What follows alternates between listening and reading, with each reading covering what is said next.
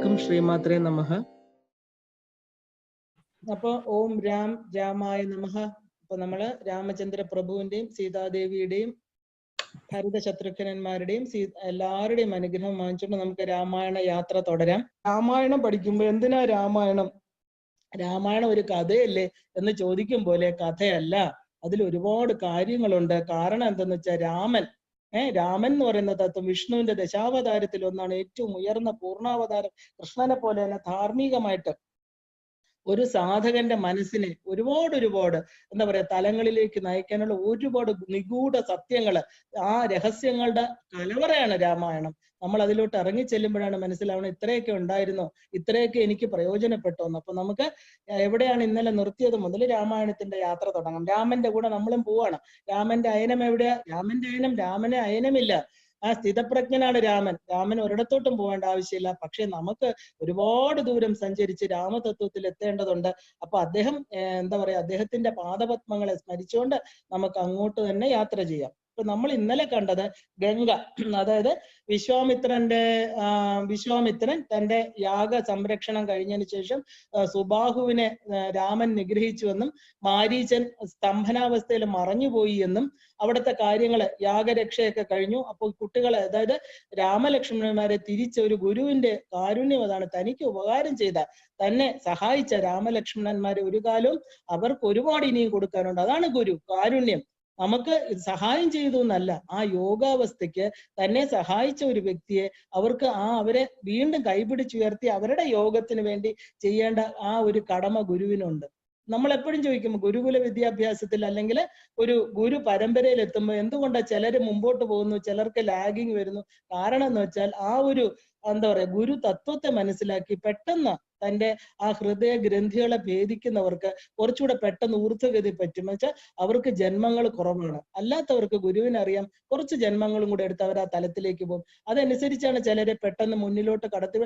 ഒരു last but 1 ജന്മമാണ്, അവർക്ക് അധികം ജന്മമില്ല എന്ന് കാണുമ്പോൾ ഗുരു അവരെ കയറ്റി വിടും. അതാണ് അതിന് കാരണം, അല്ലാതെ പ്രത്യേക സ്നേഹമൊന്നുമല്ല. ആ ഗുരുക്കന്മാരുടെ കാരുണ്യമാണ് നമ്മളെ മുമ്പോട്ട് നയിക്കുന്നത് തന്നെ. അപ്പൊ അദ്ദേഹം ഈ പറഞ്ഞ രാമലക്ഷ്മണന്മാരെ കൂട്ടി മിഥില പ്രസ്ഥാനത്തിന് പോവാണ്. പോകുന്ന വഴിയിൽ തന്റെ കുലത്തിന്റെ ഒക്കെ കാര്യങ്ങൾ, ഒരുപാട് കാര്യങ്ങൾ പറയുന്നുണ്ട്. ഗംഗയുടെ കഥ പറയുന്നുണ്ട്. വളരെ ഇമ്പോർട്ടന്റ് ആയിട്ടുള്ള കുറച്ച് ചാപ്റ്റേഴ്സ് ആണ് രാമായണത്തിൽ സാധകനെ സംബന്ധിച്ച്. അല്ലാത്തവർ നോക്കുമ്പോൾ ഇപ്പൊ ഗംഗാ നദി വലിയ പ്രാധാന്യമൊന്നുമില്ല. പക്ഷെ ഒരു സാധകൻ, ഒരു ശ്രീവിദ്യ ഉപാസകനെ സംബന്ധിച്ച് വളരെ ഇമ്പോർട്ടന്റ് ആണ്. ഗംഗയുടെ കഥ പറയുന്നുണ്ട്. കുറച്ച് കഥകൾ പറഞ്ഞ് മിഥിലാപുരി വരെ അവര് നടന്നു പോകുന്നുണ്ട്. ഒരുപാട് കഥകള്, അതായത് വളരെ ഇൻഫോർമേറ്റീവ് ആയിട്ടുള്ള രാമന് തന്റെ എന്താ പറയുക ആത്മബലത്തെ വർദ്ധിപ്പിക്കുന്ന ഒരുപാട് കഥകൾ. അതായത് കുലത്തിലുണ്ടായിട്ടുള്ള രാജാക്കന്മാർ എന്തൊക്കെ ചെയ്തു എന്നൊക്കെ പറഞ്ഞാണ് പോണത്. അപ്പൊ നമ്മൾ ആദ്യം കണ്ടു ആ ഗംഗയുടെ കാര്യമാണ് ആദ്യം പറയുന്നത്. അപ്പൊ ഗംഗയ്ക്ക് എന്താണ് നാമം എന്ന് ചോദിച്ചാൽ ഓം ഹ്രീം ഗംഗായെ വിശ്വമുഖ്യേ ശിവാമൃതായേ നമ നാരായണ്യേ നമോ നമ. ഓം ഹ്രീം ഗംഗായെ വിശ്വമുഖ്യേ ശിവാമൃതായേ നാരായണ്യേ നമോ നമ എന്നാണ് പറയുന്നത്. അപ്പൊ ഈ ഗംഗ എങ്ങനെയാണ് നമ്മൾ ഇന്നലെ കണ്ടു, ഹിമവാന്റെ പുത്രിയാണ്. ഗംഗ തിരിച്ചിട്ടാലും മറിച്ചിട്ടാലും ഗംഗ എന്ന് തന്നെയാണ്. അതായത് ശുദ്ധം അതിന്റെ ആ ഗംഗയുടെ മഹത്വം എന്താന്ന് വെച്ചാൽ അത് ശുദ്ധമായ ഒരു ജലാശയം എന്നതാണ് നമ്മൾ കാണുന്നത്. പക്ഷെ ഇന്ന് ഭൂമിയിലെ ഗംഗ ശുദ്ധമല്ല, ശുദ്ധമായ ജലാശയമല്ല. അവിടുത്തെ ജലം വളരെയധികം പൊല്യൂട്ടഡ് ആയിട്ട് തോന്നിയിരിക്കുന്നു. പക്ഷെ നമ്മൾ ഗംഗയുടെ താത്വിക ഭാവത്തെ യോഗശാസ്ത്രത്തിൽ അറിയണമെങ്കിൽ ആ ഗംഗ എന്ന് പറയുന്നത് സുഷുമ്ന നാഡിയുടെ വലതുവശത്തുള്ള സൂര്യനാഡിയാണ്, പിങ്കളയാണെന്ന് നമ്മൾ കണ്ടു. അപ്പൊ നമ്മൾ ഗംഗയ്ക്ക് പ്രാധാന്യം വരാൻ കാരണം ഗംഗാതീരത്ത് പരീക്ഷിത് മഹർഷി, പരീക്ഷിത് രാജാവ്, ശുഗബ്രഹ്മർഷി ജ്ഞാനപ്രവാഹമാകുന്ന ഭാഗവതത്തിന്റെ ആത്മതത്വത്തെ കൊടുത്ത് അദ്ദേഹത്തിന് ഞാൻ ആരെന്നുള്ള ബോധമുണ്ടായി. അദ്ദേഹം ജീവൻ മുക്തനായി തീർന്നു. ബാഹ്യമായിട്ടുള്ള ഗംഗയാവട്ടെ, അതിന്റെ തീരത്തിരുന്ന പരീക്ഷത്തിനാവട്ടെ ആത്മബോധം ഉണ്ടായിട്ട് തീർന്നു. അപ്പോ ശരീരത്തെ ത്യജിക്കുവാൻ വളരെ സന്തോഷമായിട്ട് ഏത് വ്യക്തിക്കും കഴിയണം. പരീക്ഷിത്ത് അതാ നമുക്ക് കാണിച്ചിരുന്നത്. ഏതിനെ കുറിച്ച് അറിഞ്ഞാൽ, ഏത് സത്യത്തെ കുറിച്ച് അറിഞ്ഞാൽ നമുക്ക് ശരീരത്തെ സന്തോഷമായിട്ട് ഉപേക്ഷിക്കാൻ പറ്റും. അതാണ് ഭാഗവതം, രാമായണം എല്ലാം തന്നെ. അപ്പൊ അവിടെ ഇരുന്നിട്ട് ഇത് പറഞ്ഞു കൊടുക്കുകയാണ് ശുഭബ്രഹ്മർഷി. അവിടെ വെച്ചിട്ടാണ് ഈ ഗംഗയുടെ ആവാഹിക്കുന്ന മന്ത്രം തന്നെ പറയുന്നത്. അതാണ് ഓം ഹ്രീം ഗംഗായെ വിശ്വമുഖ്യേ ശിവാമൃതായേ നാരായണീയ നമോ നമ. അതായത് ഗംഗ ശിവാമൃതമാണ്. ഗംഗ ശിവന്റെ ശിരസിലാണ്. ശിവാമൃതം എന്നാൽ ശിവശക്തി ഐക്യത്തിൽ നിന്ന് അമൃത ഇറ്റിറ്റ് വീഴുന്ന ആ പിറ്റ്യൂട്ടറി ഗ്ലാൻഡിലൂടെ വരുന്ന മധു, അമൃതം. അത് എവിടുന്നാ വരുന്നത്? ശിവന്റെ തലയിൽ നിന്ന് വരുന്നു, ശിവാമൃതം. അപ്പൊ എന്താ നാരായണി എന്ന് പറയാൻ കാരണം? ശിവന്റെ കൂടെ നാരായണ എന്ന് കൂടെ ചേർക്കാൻ കാരണം എന്താ? ശിവന്റെ ശിരസിൽ നിന്നാണ് വരണമെങ്കിൽ ഈ ഗംഗയ്ക്ക് വേറൊരു കഥയും കൂടെ ഉണ്ട്, വിഷ്ണുപാദത്തിൽ നിന്നാണ് വരുന്നത്. നമുക്കറിയാം മഹാബലിയുടെ ആ ചരിത്രത്തിൽ വരുമ്പോൾ ഇദ്ദേഹം വാമനനായിട്ട് വന്നു, 3 പാദം കൊണ്ട് 3 ലോകങ്ങൾ അളക്കുമ്പോൾ 3ാമത്തെ കാല് വളരെ പൊക്കി മുകളിലോട്ട് വെച്ചുവെന്നും അത് എന്താ മേഘങ്ങളെ കീർന്നും അവിടെ നിന്ന് ശിവഗംഗ, അതായത് അവിടെ നിന്ന് ഈ പറഞ്ഞ ആകാശഗംഗ ഭൂമിയിലേക്ക് ആ വിഷ്ണു പാദത്തിലൂടെ പതിച്ചു എന്നൊരു കഥയുണ്ട്. അപ്പൊ രണ്ടും കൂടെ നാരായണീയമാണ്, ശിവനുമാണ് രണ്ടും. അപ്പൊ ശിവാമൃതായി നാരായണീയ നമോ എന്ന് പറയാൻ കാരണം അതാണ്. അപ്പോ എന്താ ഈ ഗംഗയെ തീർത്ഥമായിട്ട് ശംഖില് നമ്മൾ എടുക്കാൻ കാരണം എന്താ? ഈ ജലാന്ത പൂജകൾ, ഏത് പൂജകളും നമുക്ക് ജലം വേണം ശുദ്ധീകരിക്കാൻ. അതാ കാരണം എന്തെന്ന് വെച്ചാൽ ജലത്തിലൂടെയാണ് നമുക്ക് ഈ തീർത്ഥമാകുന്നത്. മന്ത്രം ജപിച്ച് ജലത്തെ പൂരിതമാക്കുമ്പോൾ ജലം തീർത്ഥമായിട്ട് തീരും. അപ്പൊ അമ്പലത്തിലാണെങ്കിലും നമ്മുടെ വീട്ടിലാണെങ്കിലും ഏത് പൂജയിലും നമ്മൾ ഒരു തുള്ളി ജലം വയ്ക്കും. കാരണം മാത്രമല്ല ജന്മങ്ങള് ഈ നമ്മുടെ പിതൃക്കളെല്ലാം ജലരൂപത്തിലാണ്, ജലത്തിലാണ് നമ്മൾ എല്ലാം ചെയ്യുന്നത്. ജലതർപ്പണമാണ് അവർക്ക് കൊടുക്കുന്നത്. അപ്പൊ നമ്മൾ ഇനി മനസ്സിലാക്കേണ്ട കാര്യം, ഹിമവാന്റെ 2 പുത്രിമാരിൽ ഒരാള് ഗംഗയും ഒരാള് പാർവതിയുമാണ്. അതായത് നമ്മുടെ ദേവി പാർവതി ഒരു മകളാണ്, ഒരു മകള് ഗംഗയാണ്. അപ്പൊ ഹിമവാന്റെ ഭാര്യ മേന എന്ന ആ ഭാര്യ ആരാണെന്ന് വെച്ചാൽ, ഹിമവാൻ എന്ന് പറയുന്നത് നമ്മുടെ സഹസ്രാര പത്മം, ഈ മേന എന്ന് പറയുന്ന ആ ഭാര്യ ഏതെന്ന് വെച്ചാൽ മേരുദണ്ഡം, അതായത് നമ്മുടെ സുഷുമ്ന നാഡി. അപ്പൊ 2 മക്കള്, അതായത് ഗംഗയും പാർവതിയും. അപ്പൊ ആകാശഗംഗ എങ്ങനെയാണ് ഭൂമിയിൽ വന്ന് സൂര്യവംശജർ കൊണ്ടുവന്നത് നമ്മൾ അറിയണം. ഈ ആകാശഗംഗ എന്ന് പറഞ്ഞ ആകാശം എന്ന് പറയുന്ന തത്വം എവിടെയാണ്? നമ്മുടെ സഹസ്രാരം. ആകാശം എന്ന് പറഞ്ഞാൽ ആജ്ഞാചക്രത്തിന് മേളിൽ, അതാണ് ശരിക്കും ലലാട ചക്രം, കൈലാസത്തിന്റെ മഹത്തത്വം എന്ന് പറഞ്ഞു പോകുന്നത്. അപ്പൊ ഈ ആകാശഗംഗയെ സൂര്യവംശം നമ്മൾ കണ്ടു, നമ്മുടെ പിങ്കള നാഡിയാണ് സൂര്യനാഡി, അതാണ് ഗംഗ എന്ന് കണ്ടു. അപ്പൊ ഇതിനെ നമ്മൾ യോഗ മാർഗത്തിൽ തന്നെ ചിന്തിച്ചാലേ ഇതിന്റെ അർത്ഥം മനസ്സിലാവുള്ളൂ. സുഷുമ്ന നാഡി, പിങ്കള നാഡി ഒക്കെ നമ്മൾ കണ്ടു. അപ്പൊ ഇത് ശ്രീരാമചന്ദ്രൻ സൂര്യൻ എന്ന് സൂര്യനാണ്, സൂര്യവംശജനാണ് എന്ന് പറയുമ്പോഴത്തേക്ക് ഈ നമ്മൾ കൃഷ്ണൻ ജനിച്ചത് ഏതാണെന്നും കൂടെ അറിയണം. എന്നാല് രാമൻ ജനിച്ചത് സൂര്യവംശത്തിലാണെങ്കിൽ കൃഷ്ണൻ ജനിച്ചത് എവിടെയാ? ചന്ദ്രവംശത്തിലാണ് കൃഷ്ണൻ ജനിച്ചത്. സൂര്യവംശത്തിലൂടെ നമ്മൾ എവിടെ എത്തിച്ചേരണം? ചന്ദ്രവംശത്തിൽ എത്തിച്ചേരണം. അതിന്റെ അർത്ഥം നമുക്ക് കുറച്ചുകൂടെ പോകുമ്പോൾ മനസ്സിലാവും. അതായത് അത് പിടികിട്ടാൻ കുറച്ച് പാടാണ്. എന്ന് വെച്ചാൽ മനസ്സ് ചന്ദ്രനും സൂര്യൻ ബുദ്ധിയുമാണ്. അപ്പൊ സൂര്യനാഡി എന്ന് പറയുന്നത് പിങ്കള നാഡി, അതിലൂടെ ഒഴുകുന്ന ഗംഗാജലം ജ്ഞാനപ്രവാഹം. അപ്പൊ അത് സൂര്യ തേജസ്സാണ്. നാം സൂര്യമണ്ഡലത്തെ ആദ്യമായിട്ട് ധ്യാനിക്കുന്നത് എവിടെയാണെന്ന് ചിന്തിച്ചു നോക്കൂ. നമ്മുടെ ശരീരത്തില് അഗ്നിമണ്ഡലം കഴിഞ്ഞ് സൂര്യമണ്ഡലം കഴിഞ്ഞ് ചന്ദ്രമണ്ഡലം, അതായത് സോമമണ്ഡലം. യോഗമാർഗത്തിലാണ് ഞാൻ പറയണത്. അപ്പൊ നമ്മൾ ആദ്യം ധ്യാനിക്കുന്നത് നമ്മൾ ഹൃത്പത്മത്തിലാണ്, ഇല്ലേ? ഹൃദയപത്മ മധ്യേ എന്ന് നമ്മൾ എപ്പോഴും പറയാറുണ്ട്. അപ്പൊ അവിടെ എന്താ? അഷ്ടദള പത്മമായിട്ട് ഒരു താമരപ്പൂ കാണുമെന്നും ആ താമരപ്പൂ വിരിയുന്നത് എന്തുകൊണ്ടാ? വെളിച്ചമാകുന്ന, ജ്ഞാനമാകുന്ന വെളിച്ചം. അതായത് അവിടെയാണ് ചിത്ത എന്നുള്ള ശക്തി അവിടെ ഉള്ളത്. മനസ്സിനെ പിടിച്ച് നിർത്തിയാലേ നമുക്ക് ഈ ഹൃദയാകാശത്തിൽ ഈ താമരയെ കാണാൻ പറ്റുള്ളൂ. ആ ചിത് ശക്തി വേണം അതിനകത്ത് പ്രകാശിക്കാൻ. ചിത് ശക്തി ചേതനാരൂപ, ജഡശക്തി ജഡാത്മിക. ഈ ജഡശരീരത്തിലെ ചിത് ശക്തി ഇരിക്കുന്നത് ഈ അഷ്ടദള പത്മമായിട്ടുള്ള സൂര്യമണ്ഡലത്തിലാണ്. അപ്പൊ എന്താ? നമ്മൾ ഈ ചിത് ശക്തിയെ എങ്ങനെയാണ് നമ്മൾ ഈ പറഞ്ഞ അഷ്ടദള പത്മത്തിൽ കാണേണ്ടത്? ഇതിന് മന്ത്രങ്ങളുണ്ടോ? ഇല്ല. മന്ത്രങ്ങൾ അക്ഷരലക്ഷം ജപിച്ച് തർപ്പിച്ച് ഹോമിച്ച് എന്ത് ചെയ്താലും ഇത് കാണാൻ പറ്റില്ല. പക്ഷെ എന്താ നമ്മൾ ചെയ്യേണ്ടത്? പഞ്ചകോശങ്ങളെ മുറിക്കണം. പഞ്ചകോശങ്ങളുടെ അകത്താണ് ഇതിരിക്കുന്നത്. അതായത് പഞ്ചകോശങ്ങളെ മുറിച്ച് അകത്ത് പ്രവേശിച്ചാലേ ഇത് എക്സ്പീരിയൻസ് ചെയ്യാൻ സാധിക്കൂ. അല്ലാതെ ഇത് ശരിക്കും വളരെ ക്ലിയർ ആയിട്ട് ഒരു ബുക്കിൽ പറഞ്ഞിട്ടുണ്ട്. വിദ്യാരണ്യ സ്വാമികളുടെ പഞ്ചദശി എന്ന് പറയുന്ന ബുക്ക്. പഞ്ചദശി മന്ത്രമല്ല, വിദ്യാരണ്യ സ്വാമികളുടെ 15 സ്റ്റാൻസ് ഉള്ള ഒരു ബുക്കുണ്ട്, പഞ്ചദശി. അതിനകത്ത് വളരെ വിശദമായിട്ട് ഇതിനെക്കുറിച്ച് പറഞ്ഞിട്ടുണ്ട്. അതായത് ഷഡാധാരങ്ങളെ മുറിച്ച് മുകളിലെത്തുന്ന കുണ്ടലിനി, ഒരു നീല ചവി പൂണ്ട ആകാശമുണ്ട്, അതിനെ നമ്മൾ ദഹരാകാശം അല്ലെങ്കിൽ ഹൃദയാകാശം എന്ന് പറയണു. ഇവിടെ ഒരു അഷ്ടദള പത്മമുണ്ട്. ഇതിൽ നാം ആദ്യം കാണുന്നത് എന്തിനെയാണ്? സൂര്യമണ്ഡലത്തിനെയാണ്. സൂര്യമണ്ഡലത്തിനെ കണ്ടതിന് ശേഷം, അതായത് നമ്മൾ ഒരിക്കലും സൂര്യമണ്ഡലം എന്ന് പറയുമ്പോൾ പ്രകൃതിയിലെ കിഴക്കൊതിച്ച് പടിഞ്ഞാറ് അസ്തമിക്കുന്ന സൂര്യനെ കാണരുത്. എന്താന്ന് വെച്ചാൽ അത് കണ്ടു കഴിഞ്ഞാൽ നമുക്ക് എന്താ പറയാ, അത് അസ്തമിച്ചു പോയി, അതില്ല. ഇത് സദാ പ്രകാശിക്കുന്ന സൂര്യൻ, എപ്പോഴും പ്രകാശിച്ചുകൊണ്ടിരിക്കുന്ന സൂര്യമണ്ഡലം. അതായത് ആ ഒരു സൂര്യനെ കാണണമെങ്കിൽ എന്ത് ചെയ്യണം? ഗായത്രി ജപത്തിലൂടെ ബുദ്ധിയെ പ്രചോദിപ്പിക്കണം. അതിന് ഭർഗ തേജസ്സായിട്ട് സൂര്യനെ കാണേണ്ടത് എന്താ? ആ ഒരു നമ്മുടെ ഭർഗോ ദേവസ്യ ധീമഹീം, നമ്മുടെ തീയെ, ബുദ്ധിയെ പ്രകാശിപ്പിക്കുന്ന ആ ഒരു ഭാർഗവന്റെ ആ ഒരു സൂര്യ തേജസ്സായിട്ട് കാണണം. എന്തിനെ? ഈ സൂര്യനെ നമ്മുടെ ഉള്ളില്, നമ്മുടെ ആത്മശക്തിയായിട്ട് കാണണം. അപ്പോഴോ ബാഹ്യ സൂര്യനെ കണ്ടാല് മനസ്സ് ചെറുതായി പോകും. എന്ത് പുറത്ത് കണ്ടാലും മനസ്സ് എന്ത് ചെയ്യും? ലിമിറ്റഡ് ആയി പോകും. വെച്ചാൽ പുറത്ത് കാണുന്നത് സത്യമല്ല, അകത്ത് കാണുന്നതിന് വികസിക്കാൻ പറ്റും. നമ്മൾ വിചാരിക്കും അകത്ത് ഒന്നുമില്ല, അവിടത്തെ ഒന്നും വികസിക്കാൻ പറ്റും. തെറ്റായിട്ടുള്ള ഒരു കാര്യമാണ്. അകത്ത് കാണുന്ന, അതാണ് തന്ത്രം. തനു വിസ്താരിത അനേന ഇതി തന്ത്ര. അപ്പൊ അകത്ത് കാണുന്നത് എന്തും വികസിച്ച് നമുക്ക് ഏത് ഭൂമണ്ഡലം വരെയും പോകാൻ പറ്റും. നമ്മൾ ചിന്താമണി ഗ്രഹത്തിൽ പോകുന്നില്ലേ? എന്താ അമ്മയെ കാണുന്നില്ലേ? മണിദ്വീപത്തിൽ പോകുന്നില്ല. എന്താ കാരണം? നമ്മുടെ മനസ്സ് വികസിക്കുക. ഓരോ അറിവിലൂടെയും നമ്മുടെ മനസ്സ് വികസിച്ച് ഒരു ബലൂൺ പോലെയായി നമ്മൾ അതിൽ സഞ്ചരിച്ച് പോവുകയാണ്. അപ്പോ എന്താണ് നമ്മൾ ചെയ്യേണ്ടത്? അനേക കോടി ബ്രഹ്മാണ്ടങ്ങളെ പ്രകാശിപ്പിക്കുന്ന ആ ബൃഹത്തായിട്ടുള്ള സൂര്യൻ, ആ ഒരു സൂര്യനെ നമ്മൾ എന്ത് ചെയ്യണം? ഹൃത്പത്മത്തിൽ പ്രതിഷ്ഠിക്കണം. അതായത് നമ്മുടെ ഇരിക്കുന്ന ബ്രഹ്മസത്യം, ബൃഹത്തായിട്ടിരിക്കുന്ന ബ്രഹ്മത്തിന്റെ ഒരു ചെറിയ പാർട്ടായിട്ടുള്ള വെളിച്ചം, ആ ഒരു പ്രകാശമായിട്ട് നമ്മൾ എന്ത് ചെയ്യണം? നമ്മുടെ സൂര്യമണ്ഡലത്തെ കാണണം. എന്നിട്ട് എന്ത് ചെയ്യണം? ആ സൂര്യമണ്ഡലത്തിൽപ്പെട്ട ആളാണ് രാമൻ എന്ന് വിചാരിക്കണം. അല്ലാതെ സൂര്യമണ്ഡലം എന്നൊക്കെ പറയുമ്പോൾ നമ്മൾ ഒരു സൂര്യവംശം എന്നൊക്കെ പറയുമ്പോൾ നമ്മളൊരു ഈ പറഞ്ഞ രാജാവും ഭടന്മാരും ആ തലത്തിൽ പോവാതെ സാധന തലത്തിൽ നമ്മൾ ഇങ്ങനെ കൊണ്ടുവരണം. അപ്പോഴാണ് നമുക്ക് ഈ ബ്രഹ്മതത്വം എന്നത് ജീവാത്മാവാണെന്നുള്ള അർത്ഥം മനസ്സിലാകുന്നത്. അപ്പൊ ആ ശ്രീരാമൻ എന്ത് ചെയ്യണം? വിശ്വാമിത്രൻ, അദ്ദേഹം സൂര്യവംശജനാണ്, വിശ്വാമിത്രനുമായിട്ട് കൂട്ടുചേരണം. എന്നാലേ അദ്ദേഹത്തിന് കൂടുതൽ കാര്യങ്ങൾ അറിയാൻ പറ്റൂ. എന്നിട്ട് വേണം അദ്ദേഹത്തിന് എന്താ പറയാ, ഈ പറഞ്ഞ ചന്ദ്രവംശ, ഈ പറഞ്ഞ പിങ്കള നാടിക്ക് നാടിയിലൂടെ ഒഴുകുന്ന ആ ഒരു ശക്തിയുമായിട്ട് ചേർന്ന് കൃഷ്ണനും രാമനും കൂടെ ചേർന്നിട്ട് എന്ത് ചെയ്യണം? അവര് രണ്ടുപേരും കൂടെ ചേരണം. അതായത് പാർവതിയും ഗംഗയും ഒരുമിക്കണം. എന്തിനാ? ശിവാമൃതത്തിന് വേണ്ടി, ശിവന്റെ പക്കൽ എത്തിച്ചേരാൻ വേണ്ടിയിട്ട്. അത് നമുക്കിനി കാണാം.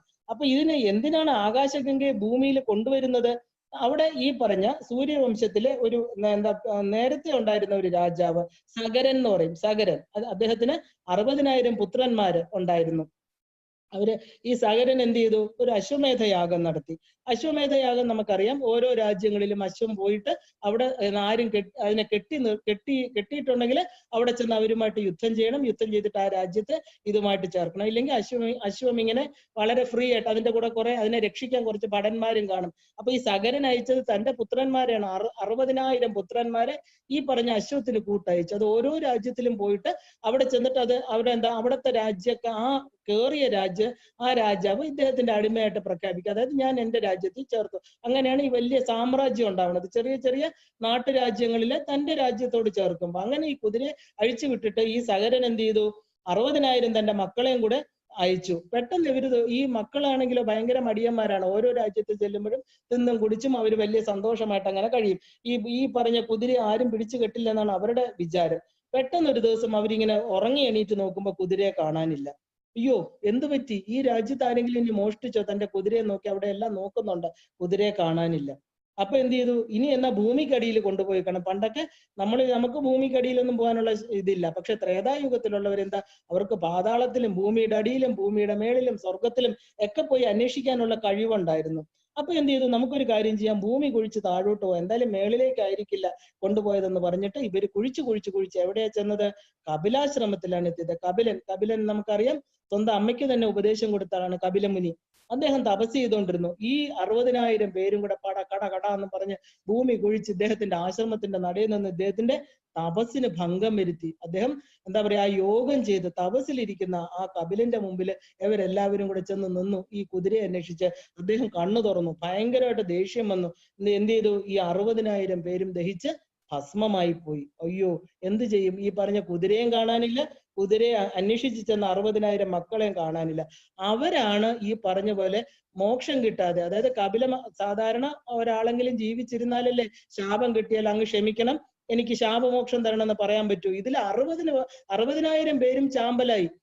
ആരിയ്ക്കുന്നു ചോദിക്കാനായിട്ട്? കുതിരയും കാണാനില്ല, ഇവര് മരിച്ചും പോയി. ഇപ്പൊ ഇവരെന്ത് ചെയ്തു? ഇവർക്ക് ശാപമോക്ഷം ഇല്ല, ഇവരെല്ലാം തലകീഴായിട്ട് പിതൃക്കളായിട്ട് തൂങ്ങിക്കിടക്കുക. അവർക്ക് ഒരിടത്തോട്ടും പോകാൻ നിവർത്തിയില്ല. ഇനി എന്ത് ചെയ്യും? ഈ കാര്യങ്ങൾ ഓരോ ഈ പറഞ്ഞ സഗരന്റെ കാലം കഴിഞ്ഞു. അത് കഴിഞ്ഞിട്ട് പിന്നെ എന്താ, ദിലീപൻ, സഗരൻ, ഇവരെല്ലാം കഴിഞ്ഞു. അവസാനം എന്താ, നമുക്ക് ഇനി ഏതെങ്കിലും ഒരു രാജാവ് ഈ സൂര്യവംശത്തെ ഉണ്ടായാൽ മാത്രമേ ഈ പറഞ്ഞ തപസ് ചെയ്ത് ഇവർക്ക് ഗംഗാജലം കൊടുക്കണം, എന്നാലേ ഇവർക്ക് മോക്ഷം കിട്ടുള്ളൂ എന്നെല്ലാരും പറയുന്നുണ്ട്. പക്ഷെ ആരിയ്ക്കണം? ആര് വന്നാൽ ഇത് തപസ് ചെയ്ത് ഇത് എടുക്കാൻ പറ്റും? അത്രയും വലിയ ആകാശഗംഗയെ അത്രയും ശക്തമായിട്ടിരിക്കുന്ന ശിവന്റെ എന്താ പറയാ, ശിവന്റെ ജടയ്ക്ക് പോലും താങ്ങാൻ കഴിവുണ്ടോന്ന് അറിയില്ല. ആ ഒരു ശക്തമായിട്ടുള്ള ആകാശഗംഗയെ കൊണ്ടുവരാൻ ആരിയിരിക്കുന്നു എന്ന് വിചാരിച്ച് ഓരോരുത്തരുടെ കാലം കഴിയുമ്പോഴും ഇവര് വിഷമിച്ചിരിക്കണം. അപ്പോഴാണ് ഭഗീരഥൻ എന്ന് പറയുന്ന ആള് രാജ്യഭാരം ഏൽക്കുന്നത്. അപ്പൊ നമ്മൾ ഒരു കാര്യം ഇങ്ങനെയൊക്കെ കഥ പറയുമ്പോൾ വളരെ വളരെ ഇമ്പോർട്ടന്റ് ആയിട്ട് നിങ്ങൾ മനസ്സിൽ എഴുതേണ്ട ഒരു കാര്യം, ജലം ജലം ജലം ഇല്ലെങ്കിൽ ഗംഗ എന്ന് പറയുമ്പോൾ ജ്ഞാനമാണ്, അറിവാണെന്ന് വിചാരിച്ചോളണം. അല്ലാതെ ഈ വെള്ളം കൊണ്ടുവന്ന് കൊടുത്തു, വെള്ളം തെളിച്ചു, എന്താ വെള്ളം കൊടുക്കുമ്പോഴെല്ലാം പിതൃക്കൾക്ക് നമ്മൾ ചെയ്യണ മന്ത്രങ്ങളാണത്. ആ മന്ത്രത്തിലൂടെയാണ് ജലതർപ്പണം ചെയ്യുന്നത്. അല്ലാതെ ഈ പറഞ്ഞ പിതൃക്കളൊന്നും വെള്ളം കുടിക്കാനായിട്ടല്ല അവിടെ. അവര് ജലരൂപികളാണ്. പക്ഷെ ഇവിടെ കൊടുക്കണം, ഭൂമി കൊടുക്കണം വെള്ളം, അവർക്ക് എന്താ ഇവാപ്പറേറ്റ് ചെയ്ത് അങ്ങ് പോവോ? ഒരിക്കലും ഇല്ല. നമ്മുടെ മന്ത്ര സാധനം, മന്ത്രം എന്ന് പറയുന്നത് ഏത് തലത്തിലും അവിടെ ചെന്ന് കണക്ട് ചെയ്യാൻ പറ്റും. അതാണ്. അപ്പൊ എപ്പോഴും മനസ്സിലാക്കിക്കൊള്ളണം, ഗംഗ എന്ന് പറയുന്നത് ജ്ഞാനമാണ്. അപ്പൊ എന്ത് ചെയ്തു? അല്ലാതെ ഇപ്പൊ ഇന്ത്യയിൽ നമ്മൾ ഗംഗയിൽ ചെന്ന് മുങ്ങിയിട്ട് വന്നു എന്നൊക്കെ പറയില്ലേ നമ്മള്. ഞങ്ങള് ഗംഗയിൽ പോയി കുളിച്ചു, വാരാണസി പോയി പൂജ ചെയ്തു, എന്താ അവിടെ എന്താ മഹാകാലനെയും മഹാകാളിയെയും കണ്ടു, കാശി വിശ്വനാഥനെ തൊഴുതു, മോക്ഷം കിട്ടുമോ? ഇല്ല. എന്താ കാരണം? നമുക്ക് ആ ജ്ഞാനം കിട്ടുന്നില്ല. കാരണം അകവൂർ ചാത്തൻ ചുരക്ക കൊണ്ടുപോയതേ പോലെ ഉള്ളൂ. നിങ്ങൾ കേട്ടിട്ടുണ്ട്, അകവൂർ ചാത്തൻ തന്റെ യജമാനൻ പോയപ്പോഴത്തേക്ക് ബ്രാഹ്മണനാണ്, ഞാനിതാ എന്റെ പാപപരിഹാരാർത്ഥം പോവാണ്, നീ വരുന്നുണ്ടോ എന്ന് ചോദിച്ചു. അപ്പൊ നീ ഒരു ജോലിക്കാരനല്ലേ? അകവൂർ ചാത്തനോട് പറയാണ്, നീ വന്നിട്ട് നിനക്ക് വല്ലതും മനസ്സിലാവോ? ശരി, എനിക്കൊരു കൂട്ടിന് വേണമെങ്കിൽ നീ വന്നോ. അപ്പൊ അദ്ദേഹം ചോദിച്ചു, ഈ അകവൂർ ചാത്തൻ അദ്ദേഹത്തോട് ബ്രാഹ്മണനോട് ചോദിക്കാണ്, ഈ പറഞ്ഞ ഗംഗാ സ്നാനം കഴിഞ്ഞു വന്നാൽ അങ്ങയുടെ പാപങ്ങളെല്ലാം തീരുമോ? പിന്നെ എന്താ സംശയം? പാപങ്ങളെല്ലാം തീരും. അങ്ങനെയാണെങ്കിൽ ഞാൻ ഒരു കാര്യം എടുക്കട്ടെ, എന്റെ ഈ ചൊരക്കയ്ക്ക് ഭയങ്കര കയ്പാണ്, ഞാൻ ഈ ഗംഗയിലൊക്കെ കുളിച്ചു വരുമ്പോഴത്തേക്ക് ഈ ചൊരക്കയുടെ കയ്പ് പോയിട്ടുണ്ടെങ്കിൽ എനിക്ക് അത്ര വിവരമേ ഉള്ളൂ. ഈ കയ്പ് പോയിട്ടുണ്ടെങ്കിൽ തീർച്ചയായിട്ടും ഞാൻ പറയാം, എന്റെ ചൊരക്കയ്ക്കും കയ്പ് പോയി, അങ്ങയുടെ പാവങ്ങളും പോയി. ഓ ശരി, നീ എടുത്തോ എന്ന് പറയണം. രണ്ടുപേരും കൂടെ പോകുന്നു, ഗംഗയിൽ കുളിച്ചു, സപ്തസാഗരങ്ങളിൽ മുങ്ങി, എല്ലാ ദർശനങ്ങളും കഴിഞ്ഞു, തിരിച്ചു വന്നു. അദ്ദേഹം പറഞ്ഞു, ചൊരക്ക കയ്യിൽ ഇരിപ്പുണ്ട്. എന്താ ചാത്ത, നിന്റെ ചൊരക്കയുടെ ഇത് പോയോ? ഒരു കാര്യം ചെയ്യാം, ഞാൻ കറി വെച്ച് കൊണ്ടുവരാം, അങ്ങ് കൂട്ടിയിട്ട് പറയൂ എന്ന് പറയാം. അദ്ദേഹം കൊണ്ടുപോയി കറി വെച്ച് കൊണ്ടുവന്ന് കൊടുത്തു. ഭയങ്കര കയ്പ്. അയ്യോ, ഇതിന് ഇത്രയും കയ്പോ? അപ്പൊ അങ്ങയുടെ പാപവും പോയിട്ടില്ല എന്നർത്ഥം എന്ന് ഇദ്ദേഹം പറഞ്ഞു. അകവൂർ ചാത്തൻ എന്ന് പറഞ്ഞ നാറാണത്ത് ഭ്രാന്തന്റെ സഹോദരനായിരുന്നു. അത്രയും ബുദ്ധിയുണ്ട്. അല്ലാതെ നമ്മൾ ബാഹ്യമായിട്ട് നമ്മുടെ ശരീരം കൊണ്ടുപോയി പലയിടത്ത് മുക്കിയിട്ടോ, പലയിടത്ത് കുളിച്ച് തീർത്ഥങ്ങളാണെന്ന് പറഞ്ഞിട്ടോ, പലയിടത്ത് പോയി നമസ്കരിച്ചിട്ട് ക്ഷേത്രങ്ങളാണെന്ന് പറഞ്ഞിട്ടോ ഒരു കാര്യമില്ല. കുറച്ച് പൈസ നഷ്ടപ്പെടാം, ഒരു ഗ്രൂപ്പായിട്ട് പോവാം, സന്തോഷിക്കാം, പ്രകൃതി ഭംഗി ആസ്വദിക്കാം, അത്രയൊക്കെ അതിനകത്തുള്ളൂ. പക്ഷെ യഥാർത്ഥമായിട്ട് നമ്മുടെ പാപങ്ങൾ പോണെങ്കിൽ എന്താ ചെയ്യേണ്ടത്? ആ സൂക്ഷ്മതലത്തില്, ഗംഗ എന്നത് സൂക്ഷ്മതലത്തില് നമ്മള് ജ്ഞാനമാണെന്ന് അറിയണം. ഈ ജ്ഞാനത്തിൽ മുങ്ങിക്കുളിച്ചാലേ പ്രേതഭാവത്തിന് മുക്തിയുള്ളൂ. പ്രേതഭാവം എന്ന് പറഞ്ഞാൽ എന്താ? ഈ പറഞ്ഞ പിതൃക്കളെല്ലാം തന്നെ പ്രേതം എന്ന് പ്രഹർഷേണ ജായതേ ഇതി പ്രേത, സന്തോഷത്തോടെ പോയതാണ്. പക്ഷെ അവർക്ക് എന്താ പറയാ, നമ്മൾ പറയണം അവർക്ക് മുക്തി കിട്ടിയില്ല എന്ന്. ഇല്ല, അവരുടെ കർമ്മങ്ങൾക്കനുസരിച്ചല്ലേ മുക്തി കിട്ടുള്ളൂ. അതുകൊണ്ടാണ് പറഞ്ഞത് 60,000 പിതൃക്കൾക്ക് ഗംഗ മോക്ഷം നൽകിയത്. എങ്ങനെയാണ്? അപ്പൊ നമ്മൾ ആദ്യം ഈ അശ്വമേധം എന്താണെന്നൊന്ന് അറിഞ്ഞാലല്ലേ നമുക്ക് ഗംഗയെ കൊണ്ടുവരാൻ പറ്റൂ. അശ്വമേധം എന്താണ്? അശ്വമേധത്തിൽ കാണാതെ പോയ സംഭവം എന്താ? ഒരു കുതിര. ഈ കുതിരയാണ് വിശ്വത്തെ ജയിക്കാൻ വേണ്ടി പോകുന്നത്. ഈ അശ്വം, അതായത് അശ്വം പോയി കഴിഞ്ഞാൽ ഇതിനെ എങ്ങനെ മേധമാകുന്നത്? രണ്ടും നമ്മളൊന്ന് അറിയണം. അശ്വം എന്നാല് വേദത്തില്, അതായത് ഏതെടുത്ത് നോക്കിയാലും, വേദ സൂക്തങ്ങൾ എടുത്ത് നോക്കിയാലും അശ്വം എന്ന് പറഞ്ഞാല് പ്രാണൻ എന്നാണ് അർത്ഥം, നമ്മുടെ പ്രാണശക്തി. അപ്പൊ കുതിരയെ മേധിക്കുക എന്ന് പറഞ്ഞാൽ കുതിരയെ ഹോമിക്കുക എന്നാണ് അർത്ഥം. അത് പിന്നെ വന്നതാണ്. ശരിക്കും ഒരു യാഗത്തിലും കുതിരയെ ഹോമിക്കാറില്ല. അശ്വമാംസം കഴിച്ചു എന്നും അതൊക്കെ പിന്നുള്ള ആൾക്കാർ പ്യുവറായിട്ടുള്ള വേദ തത്വങ്ങളിൽ നമ്മൾ അശ്വത്തെ ഹോമിക്കണമെന്നില്ല. ശരിക്കും അതിങ്ങനെ പിന്നെ എഴുതി ചേർത്താണ്. അപ്പോ കൗളമാർഗത്തിൽ നമ്മൾ പറയാറുണ്ട്, മത്സ്യം, മാംസം, മദ്യം ഇതൊക്കെ തെറ്റിദ്ധരിച്ചതുപോലെ എന്താ പറയുക, ഈ അശ്വമേധത്തിനെയും തെറ്റിദ്ധരിച്ചു. അതായത് ജയിച്ചു വന്ന കുതിരയെ അവസാനം നമ്മൾ ആ യാഗത്തിൽ ഹോമിച്ചിട്ട് അശ്വമാംസം വിളമ്പുന്നു. ഒരിക്കലും അങ്ങനെ ഒരു കഥ ഈ പറഞ്ഞ പോലെ പ്യുവറായിട്ടുള്ള തലത്തിൽ കേട്ടിട്ടില്ല. പക്ഷെ കുളാർണവ തന്ത്രത്തില് പറയണു. കുളാർണവ തന്ത്രം എന്ന് പറയുന്നത് നമ്മുടെ ശ്രീവിദ്യ സമ്പ്രദായത്തില് കുളം എന്നൊക്കെ പറയുന്നുണ്ട്. കുളാർണവ തന്ത്രത്തില് ശ്രീവിദ്യ ഉപാസനയിലെ മാംസം എന്ന് ശരിക്കും അത് വളരെ വ്യക്തമായിട്ട് എഴുതിയിട്ടുണ്ട്. നിന്റെ നാക്ക്, നിനക്ക് നാക്കെന്ന് പറയുന്ന ഒരു വാക്കുണ്ട്. അതെന്താ? നാക്കെന്ന് പറഞ്ഞൊരു സാധനമുണ്ട് നിന്റെ വായിക്കകത്ത്. അതെന്താ? വാക്കുകൊണ്ട് ഏറ്റവും ഇഷ്ടപ്പെടുന്നത് നമ്മൾ എന്താ? സംസാരിച്ചുകൊണ്ടിരിക്കുക. ആരെ കണ്ടാലും ആവശ്യമില്ലാത്തതും ആവശ്യമുള്ളതും ചോദിക്കേണ്ടാത്തതും ചോദിക്കാൻ പാടില്ലാത്തതുമായിട്ടുള്ള നാക്കിന് ഒരു കൺട്രോളും ഇല്ല. നാക്കിനെ ആണെങ്കിൽ വച്ചിരിക്കുന്നതോ ഭഗവാൻ, അമ്മ എവിടെയാ വെച്ചേക്കുന്നത്? 32 കാവൽക്കാരായിട്ടുള്ള പല്ലുകൾക്കകത്ത് ചുണ്ടുകൾ കൊണ്ട് വലിയൊരു കവാടം വെച്ച് മൂടി വെച്ചിരിക്കുക. സൈലൻസ് ഈസ് ഗോൾഡൻ എന്ന് പറയാം, ഇല്ലേ? നമ്മൾ എന്ത് ചെയ്യും? ആ ഒരു കവാടവും ഇല്ല, പല്ലുകളും ഇല്ല, ഒന്നുമില്ല. സദാ ഈ നാക്കിനെ എടുത്ത് പുറത്തിട്ടേക്കുക. ആവശ്യമുള്ള കാര്യങ്ങളും ആവശ്യമില്ലാത്ത കാര്യങ്ങളും. ശരിക്കും എന്താണ് പിന്നെ നമ്മൾ നാക്കിന്റെ പ്രയോജനം? എന്താ? രുചി അറിയുക, നല്ല ആഹാരം കഴിക്കുക, ഭക്ഷണം കഴിക്കുക. ഇത് രണ്ടുമാണ് നാക്കിന്റെ പ്രയോജനം. നമ്മൾ ഈ നാക്ക് എന്തിന്റെയൊക്കെ പിറകില എപ്പോഴും ചുറ്റിത്തിരിയുന്നതെന്ന് ചിന്തിച്ചു നോക്കൂ. ഈ നാക്ക് സംസാരം, ഈ ജന്മം എടുത്തതിന്റെ ഈ പറഞ്ഞ ആ ഒരു സംസാര സാഗരത്തിൽ ആവശ്യമില്ലാത്ത കാര്യങ്ങളെ തേടി നാക്ക് നടക്കുന്നു. നാക്കുകൊണ്ട് പറയുന്നത് ശത്രുക്കളെ ഉണ്ടാക്കുന്നു, ശത്രുക്കൾ മിത്രങ്ങളാകുന്നു, മിത്രങ്ങൾ ശത്രുക്കളാകുന്നു. എല്ലാത്തിനും കാരണം ഒരു കാര്യം നോക്കിക്കഴിഞ്ഞാൽ ബേസിക് കാരണം നമ്മുടെ വാക്കുകളാണ്, അല്ലെ? ചിന്തിച്ചു നോക്കൂ. ഏതിനും നമ്മൾ ഒരാളെ മിത്രമായിട്ട് കൊണ്ടു നടക്കാനും മരിക്കണവരെ അവരുടെ അടുത്ത് സ്നേഹത്തോടെ ഇരിക്കാനും നമ്മുടെ നാക്ക് സഹായിക്കും. ഒരു ദിവസം കൊണ്ട് അവരെ അരിഞ്ഞു മുറിച്ച് അവരുടെ മനസ്സിനെ ഇല്ലാതാക്കി അവരുടെ ശത്രുത്വം സമ്പാദിക്കാൻ പറ്റും. അതുകൊണ്ട് എന്തൊക്കെ ദോഷങ്ങളെ വന്നു ചേരുന്ന കുടുംബം വരെ ഇല്ലാതാവുന്നുണ്ട്. ഈ കൈകേയിയുടെ നാക്കിൽ എന്താ വികട സരസ്വതി എന്ന് പറഞ്ഞില്ലേ? എന്തില്ലാതാക്കി? ഒരു ചക്രവർത്തി പദത്തെ തന്നെ ഇല്ലാതാക്കി. അപ്പൊ ഈ നാക്കെന്ന് പറയുന്നത് ഭയങ്കര ഒരു അരമാണ്. ആർക്കും ചുമ്മാ ഇരിക്കുന്ന ഒരു മനുഷ്യന്റെ, ഒരു നിഷ്കളങ്കനായിട്ട് യാതൊരു പാപവും ചെയ്യാത്ത ഒരു മനുഷ്യന്റെ മനസ്സിനെ എന്താ കുത്തി കീറി അവന്റെ കണ്ണുനീര് വരുത്താൻ പറ്റും ഈ നാക്കിന്. എന്തൊക്കെ കാര്യങ്ങളാ നാക്ക് ചെയ്യുന്നത്. പിന്നെയോ ആഹാരത്തിന് വേണ്ടി മാത്രം ജീവിക്കുക. ഏത് നേരം ഭക്ഷണം, അത് ആ രുചി, ഈ രുചി, മറ്റേ രുചി, എന്താ പറയാ, എല്ലാ തരത്തിലുള്ള ഭക്ഷണങ്ങൾ ഉണ്ടാക്കി ഒന്നിലും മതിവരാത്ത ഒരു ജീവിതം. അപ്പൊ ആദ്യമായിട്ട് ആരാണോ ഈ നാവിനെ ബന്ധിക്കുന്നത്, അതായത് ഈ നാവിന് ഒരു നിയന്ത്രണം കൊടുക്കുന്ന അവൻ മാംസസാധകൻ, അതായത് മാംസത്തെ നിയന്ത്രിച്ചു. രണ്ടാമത് മത്സ്യമാണെങ്കിലോ പ്രാണൻ അപാനൻ. നമുക്ക് 2 വായുക്കളുണ്ടെന്നറിയാം. പ്രാണൻ എന്ന് പറയുന്ന മേളിലോട്ട് പോകുന്നത്, അപാനൻ എന്ന് പറയുന്നത് എന്താ പറയുക താഴോട്ട് പോകുന്നത്. അതായത് ജീവാത്മ പരമാത്മാവായിട്ട് കാണണം പ്രാണനെയും അപാനനെയും. ഒരു മനുഷ്യ ജീവിതത്തിൽ, ഒരു മനുഷ്യ ശരീരത്തില് ആത്മാവെന്ന് പറയുന്നത് പ്രാണനും അപാനൻ എന്ന് പറയുന്നത് പരമാത്മാവായിട്ട് കാണാം. അപ്പൊ അപാനൻ എന്ന് പറഞ്ഞാൽ നമ്മൾ താഴോട്ട് പോണ വായു എന്നല്ല അവിടെ. അതായത് പ്രാണ അപാനന്മാര് യോജിക്കണം. അത് വേറൊരു തലത്തില് അപാനൻ എന്ന് പറയുന്ന വായു എന്താ, ഇത് രണ്ടും കൂടെ ചേർന്നിട്ടാണ് പ്രാണശക്തി പോകുന്നത്. അപ്പൊ രണ്ടും 2 വഴിക്കാ പോകുന്നത്. പ്രാണൻ മേളിലോട്ട്, നമ്മളെ സംബന്ധിച്ച് എന്താ, പ്രാണൻ മുകളിലോട്ട് പോകുന്നു, അപാനൻ താഴോട്ട് പോകുന്നു. നമ്മുടെ ജീവിതത്തിൽ ഗതികേടുണ്ടാകാൻ കാരണം ഇതാ. അതായത് പ്രാണായാമാദി യോഗങ്ങൾ ചെയ്തിട്ട് എന്ത് ചെയ്യണം? ഇത് രണ്ടും സമാനമാക്കണം. അതായത് പ്രാണനും അപാനനും ഒരുമിച്ച് വന്നിട്ട്, അതായത് ഭൂമിയുടെ ആകർഷണം കൊണ്ട് ബാക്കി കാര്യങ്ങൾ നടന്നോളും. പക്ഷെ താഴോട്ട് പോകുന്ന വായു, അതായത് നമ്മുടെ മൂലാധാര ചക്രത്തിൽ ചെന്ന് കുണ്ടലിനിയെ തൊട്ടിട്ട് പോകുന്ന വായു എന്ത് ചെയ്യണം?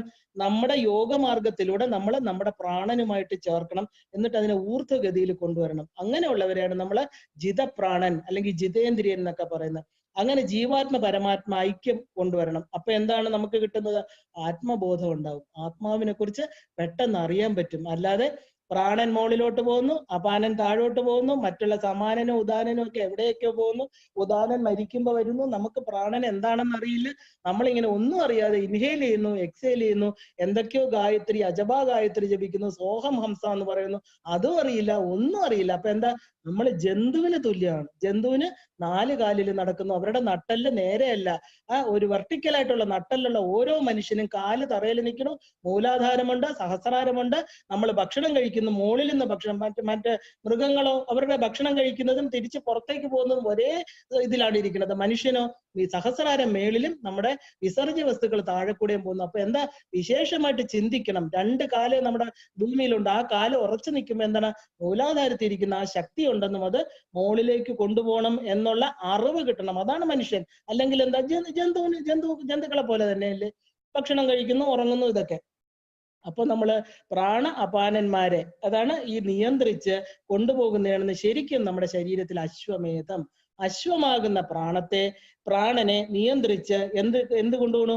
എല്ലാ കോട്ടകളും തകർത്ത് നമ്മുടെ സ്വാധിഷ്ഠാനം, മണിപൂരകം, അനാഹതം, വിശുദ്ധി, ആജ്ഞ, ഈ കോട്ടകളെല്ലാം അശ്വം അങ്ങോട്ട് മേഞ്ഞു നടക്കട്ടെ. പ്രാണൻ ഇങ്ങനെ സഞ്ചരിക്കുമ്പോ എന്താ പറയണത്? അവിടെയുള്ള രാജാക്കന്മാർ, അവിടെയുള്ള ദേവന്മാരൊക്കെ ആ പ്രാണന് സറണ്ടർ ചെയ്യും. അയ്യോ, ഇതെവിടെയാണ് പോണത്? സഹസ്രാരത്തില്. ഞങ്ങളെ എന്താ പറയുക, ഞങ്ങളുടെ അമ്മ ഇരിക്കുന്ന സ്ഥലത്തോട്ട്, ആ അമ്മയാണ് കൊണ്ടുപോകുന്നത്, ശിവതത്വത്തിലോട്ട് കൊണ്ടുപോകണമെന്ന് പറഞ്ഞ് ഈ പറഞ്ഞ എല്ലാ പെറ്റൽസിലിരിക്കുന്ന ഡാഗിനി, ശാഗിനി എല്ലാ ദേവതമാരും എന്ത് ചെയ്യും? അവർക്ക് സറണ്ടർ ചെയ്യും. ഈ പ്രാണന് സറണ്ടർ ചെയ്യും. കാരണം പ്രാണന് ശക്തി പ്രാപിച്ചു. പ്രാണ അപാനന്മാർ ഒരുമിച്ചായി. ആ ഗതിയിൽ കൊണ്ടുവരണം. ഇതിനെയാണ് നമ്മൾ ശരിക്കുമുള്ള അശ്വമേധം. അശ്വമേധ യാഗം എന്ന് പറഞ്ഞാൽ ഈ പറഞ്ഞ ശരിക്കും യാഗം എന്ന് പറഞ്ഞാൽ എന്താ? യുജ്യത ഇത് യോഗം. യോഗം യാഗം ചെയ്യുന്നത് യോഗത്തിന് വേണ്ടിയിട്ടാണ്.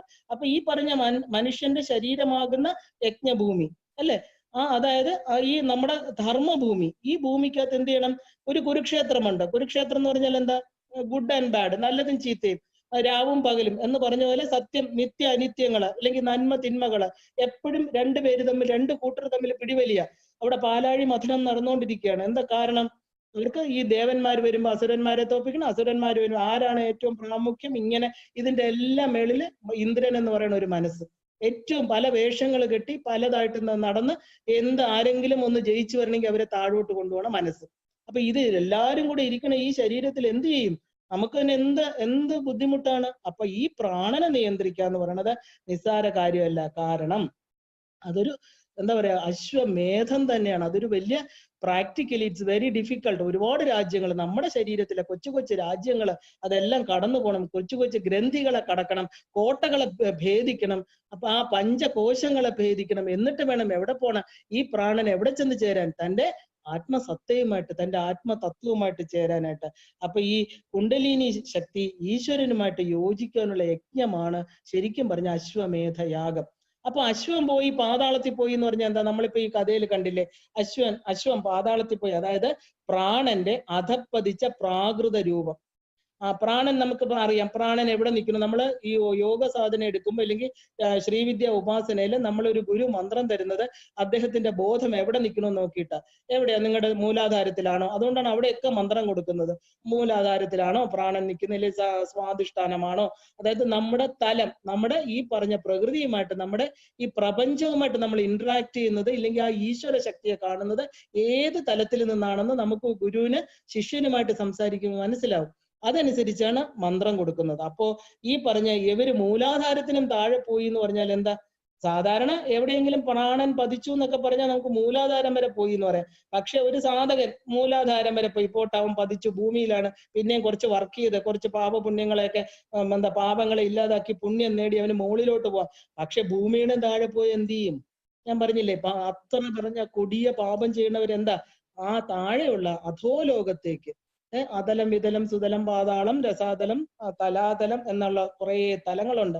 അവിടേക്ക് പോയി കഴിഞ്ഞാല് ഒരു സാധകനെ മേളിലോട്ട് കൊണ്ടുവരാൻ പറ്റില്ല. ഒരു മന്ത്രം കിട്ടി അതിനെ ഉപേക്ഷിക്കുക, ഗുരുപരമ്പരയെ നിന്ദിക്കുക, ആ ഒരു സാധകന് ചെയ്യാൻ പാടില്ലാത്ത കാര്യങ്ങൾ ചെയ്യുക, ഇതെല്ലാം തന്നെ അധർമ്മമാണ്. അവരെല്ലാം എങ്ങനെയാണ്?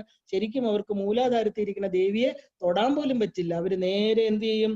അവർ ഏറ്റവും താഴോട്ട് പോകും. അതായത് എല്ലാത്തിൻ്റെയും ആ അടിയില് ഏറ്റവും അവിടെ ചെന്നിട്ട് ഒരുപാട് കാലം തന്റെ കർമ്മങ്ങൾക്ക് മുകളിലോട്ട് പോലും വരാതെ സ്ട്രഗിൾ ചെയ്യും. ഈ പറഞ്ഞ 60,000 പിതൃക്കൾ എന്താ ചെയ്തത്? കപിലാശ്രമത്തിൽ ചെന്നിട്ട് അവര് അവിടെ ചുറ്റിത്തിരിയ, അവർക്ക് ഒരു ഗതി കിട്ടുന്നില്ല, അവർക്ക് ജന്മം എടുക്കാൻ പറ്റുന്നില്ല, എന്നാ മോക്ഷപ്രാപ്തി ഉണ്ടോ? അതില്ല, ഒന്നും ചെയ്യാൻ പറ്റാതെ. അപ്പോ അശ്വം പാതാളത്തിൽ പോയി എന്ന് പറഞ്ഞാൽ മൂലാധാരം വിട്ട് താഴേക്ക് പോയി എന്നർത്ഥം. അതിനെ സംരക്ഷിക്കുന്നവരുടെ കൈവിട്ട് 60,000 പേര് കൂടെ പോയതാ ഈ ഒരു കുതിരയെ സംരക്ഷിക്കാൻ. 60,000 പേര്, 6 പേരല്ല. അപ്പൊ നിസ്സാര കാര്യമാണോ? ഈ കുതിര എന്നിട്ട് എന്ത് ചെയ്തു? കുതിരയുടെ പാട്ടിനും പോയി, ആളുകളെല്ലാം എന്താ പറയാ പിതൃക്കളായി മാറുകയും ചെയ്തു. അപ്പൊ നമ്മൾ എന്താ ആലോചിക്കേണ്ടത്? ഈ പ്രാണൻ, അതായത് നമ്മുടെ ഉപാസനാ മാർഗത്തില് നമ്മുടെ അതലവിതല സുതല പാതാളത്തിലേക്ക് പോയി കഴിഞ്ഞാൽ ആ ജീവനെ ഉദ്ധരിക്കണമെങ്കിൽ എന്ത് വേണം? അവിടെയാണ് നമുക്ക് ഗംഗയുടെ ആവശ്യം. ഗംഗ വരണം. ആ ഗംഗ എവിടുന്ന് വരണം? ആ ഗംഗ ഇരിക്കുന്ന എവിടെയാണ്? സാധാരണ സഹസ്രാരത്തിലേക്കാണ് ഈ പ്രാണൻ പോവേണ്ടത്, ഇല്ലേ? ഈ കുണ്ടലിനി ശക്തിയുമായിട്ട് ചേർന്ന് മൂലാധാരത്തിൽ നിന്ന് ആ അമ്മയും കൊണ്ട് എന്താ പറയാ സുബ്രഹ്മണ്യനെയും വിളിച്ച് ഗണപതിയെയും വിളിച്ച് കുടുംബമായിട്ട് എവിടെ പോകണം? എന്റെ അച്ഛൻ കൈലാസത്തിലേക്ക് പോകണം, അല്ലേ? അതാണ് ശരിക്കും ഒരു സാധകന്റെ സ്ഥിതി. അവിടെയാണ് ഗംഗാപ്രവാഹം, അവിടെയാണ് അമൃത പൊഴിയുന്നത്, അവിടെയാണ് 72,000 നാഡീ ഞരമ്പുകളെ നനപ്പിച്ചിട്ട് നമുക്ക് ആ ശരീരബോധത്തിൽ നിന്ന് ആ സാധകനെ ഉയർത്തുന്നത്. അപ്പൊ ഇവിടെ എന്താ സംഭവിച്ചത്? നമ്മൾ ആ പ്രാണൻ പതിച്ചു എന്ന് മാത്രമല്ല മൂലാധാരത്തിന് താഴെ പോവുകയും ചെയ്തു. അപ്പൊ അവർക്ക് ഇനി എന്താ ചെയ്യുക?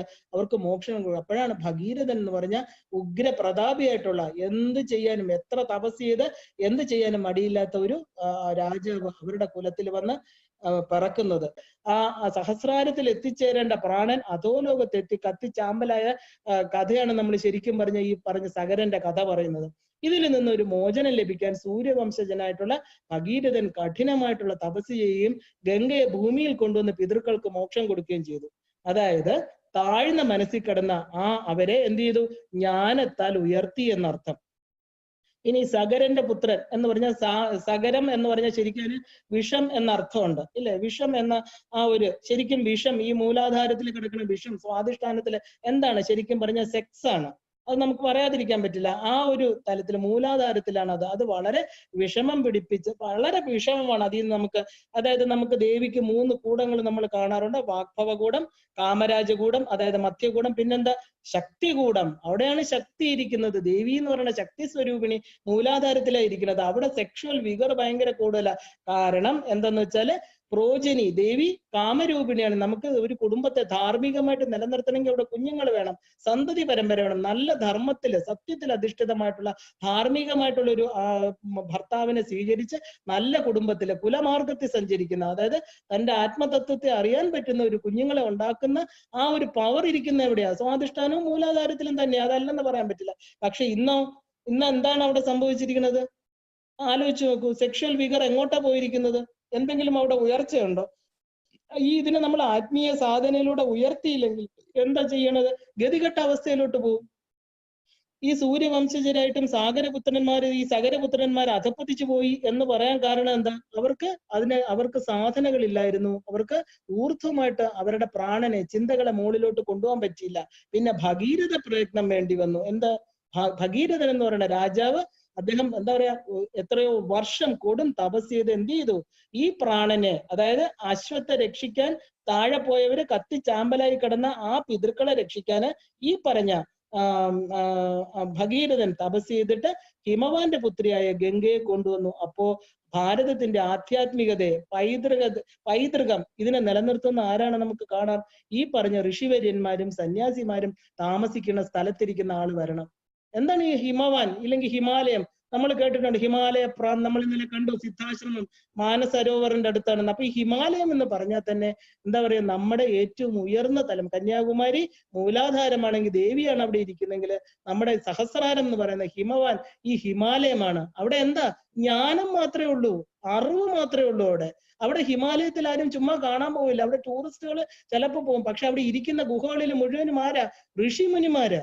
അവര് തപസ്സിൽ ഏർപ്പെട്ടിരിക്കുക, തപസ് യോഗം ചെയ്തിരിക്കുക. അവിടെ നിന്ന് മാത്രമേ ഗംഗയ്ക്ക് പ്രവാഹിക്കാൻ പറ്റൂ. അവിടെയാണ് ജ്ഞാനഗംഗ. അവിടെ നിന്ന് എവിടെ കൊണ്ടുവരണം? ഈ മൂലാധാരത്തിന് താഴെ കിടക്കുന്ന പിതൃക്കൾക്ക് മോക്ഷം കൊടുക്കണം.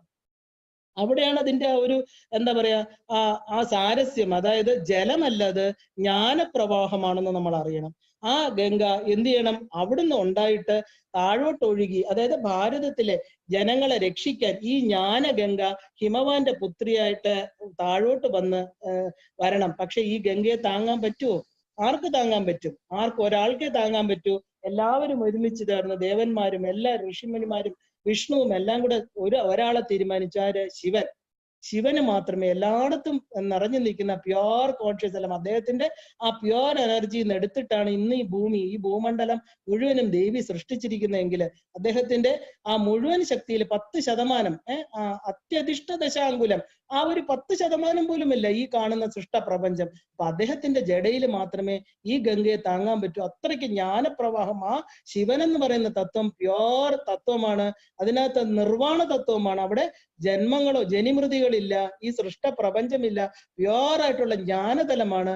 അദ്ദേഹത്തിന് മാത്രമേ ഈ ഗംഗയെ ഉൾക്കൊള്ളാൻ പറ്റൂ എന്ന് പറഞ്ഞ് കൈലാസത്തിൽ ചെന്ന് ശിവനോട് പറയണം. അദ്ദേഹം പറഞ്ഞു, തീർച്ചയായിട്ടും ഞാൻ പക്ഷെ ഗംഗയ്ക്ക് കുറച്ച് അഹങ്കാരമുണ്ട്, അതിനെയും കൂടെ ഒന്ന് ഒതുക്കണം എന്ന് അദ്ദേഹം വിചാരിച്ചു. അങ്ങനെയാണ് അദ്ദേഹം ജട അഴിച്ചിട്ട് നിൽക്കുകയാണ്. ശരി, വരട്ടെ. അപ്പം ഗംഗയ്ക്ക് ഒരു ഇതുണ്ടായിരുന്നു. ഗംഗ ചോദിച്ചു തപസ് ചെയ്ത ഭഗീരഥനോട്, എന്നെ താങ്ങാൻ ആർക്ക് പറ്റും? ഞാൻ ഭയങ്കര ഉഗ്രസ്വരൂപിണിയാണ്, എന്നെ നിങ്ങൾക്ക് താങ്ങാനുള്ള ഒരാളിനെ കൊണ്ടുവരാമോ എന്ന് ചോദിച്ചു. ഈ കുറച്ചൊരു അഹങ്കാരം അങ്ങനെ പാടില്ലല്ലോ. എന്നുവെച്ചാൽ ഗംഗയെ താങ്ങാൻ ഭൂമിക്ക് പറ്റില്ല. അപ്പൊ എന്ത് ചെയ്യണം? ആ ഒരു അഹങ്കാരം കൂടെ കുറയ്ക്കണം എന്ന് വെച്ചിട്ട് ശിവൻ പറഞ്ഞു. അപ്പൊ ഇവര് പറഞ്ഞു, ഭഗീരഥൻ പറഞ്ഞു, ശിവഭഗവാൻ സമ്മതിച്ചിട്ടുണ്ട്, താഴോട്ട് വന്നാലെന്ന് പറഞ്ഞു. ഉഗ്രമായിട്ട് ഭീകരമായിട്ടാണ് ആകാശഗംഗ മേളിൽ നിന്ന് പതിക്കുന്നത്. ശിവൻ എന്ത് ചെയ്തു? തന്റെ ജട 4 ദിക്കുകളും 8 ദിക്കുകളും വിരിച്ചങ്ങ് നിൽക്കുക അദ്ദേഹം. വരട്ടെ എന്ന് പറഞ്ഞിട്ട് ഈ വരുന്ന ഗംഗയെ കാണാനില്ല. എവിടെ പോയി ഗംഗ? എല്ലാരും നോക്കുന്നു, ഗംഗ മേളിൽ നിന്ന് പ്രവഹിക്കുന്നുണ്ട്. ഈ പറഞ്ഞ പോലെ അതിഭീകരമായിട്ട് വരുന്നുണ്ട്, ഈ ഗംഗയെ കാണാനില്ല. ഈ പറഞ്ഞ ഭഗീരഥനൊക്കെ തൊഴുതുകൊണ്ട് നിൽക്കുക, അവരുടെ എല്ലാവരും കൂടെ. അയ്യോ ഭഗവാനെ, എവിടെ പോയി ഗംഗ? അപ്പൊ പറഞ്ഞു, ഉണ്ട്, എന്റെ മുടിക്കകത്ത് തന്നെ ഉണ്ട്. ആ ഗംഗ എന്ത് ചെയ്തു? ഇദ്ദേഹം ആ ജടയ്ക്കകത്തോട്ട് എത്രത്തോളം വരുന്നോ അത്രത്തോളം അദ്ദേഹം ജടയ്ക്കകത്തോട്ട് വെച്ചങ്ങ് എന്ത് ചെയ്തു? ജഡയെ മോളിലോട്ട് അങ്ങ് കെട്ടിവെച്ചു. ഗംഗ എന്ത് ചെയ്തു? അതിനകത്തിരുന്ന് ഭയങ്കരമായിട്ട് എന്താ പറയാ, ആ ഒരു എലിയെയൊക്കെ പിടിച്ച് അടച്ച പോലെ ഇത്രയും അഹങ്കാരത്തോട് വന്ന് ആ ഗംഗ ശിവഭഗവാനോട് മാപ്പ് പറഞ്ഞു. അങ്ങനെ പാർവതിയെ പോലെ കാണണം, പാർവതിയെ പോലെ എന്നെ പത്നിയായിട്ട് സ്വീകരിക്കണം, അങ്ങയുടെ ജടയിൽ എനിക്ക് ഇടം തന്നു, ഞാൻ എന്റെ അഹങ്കാരം എല്ലാം കുറഞ്ഞു.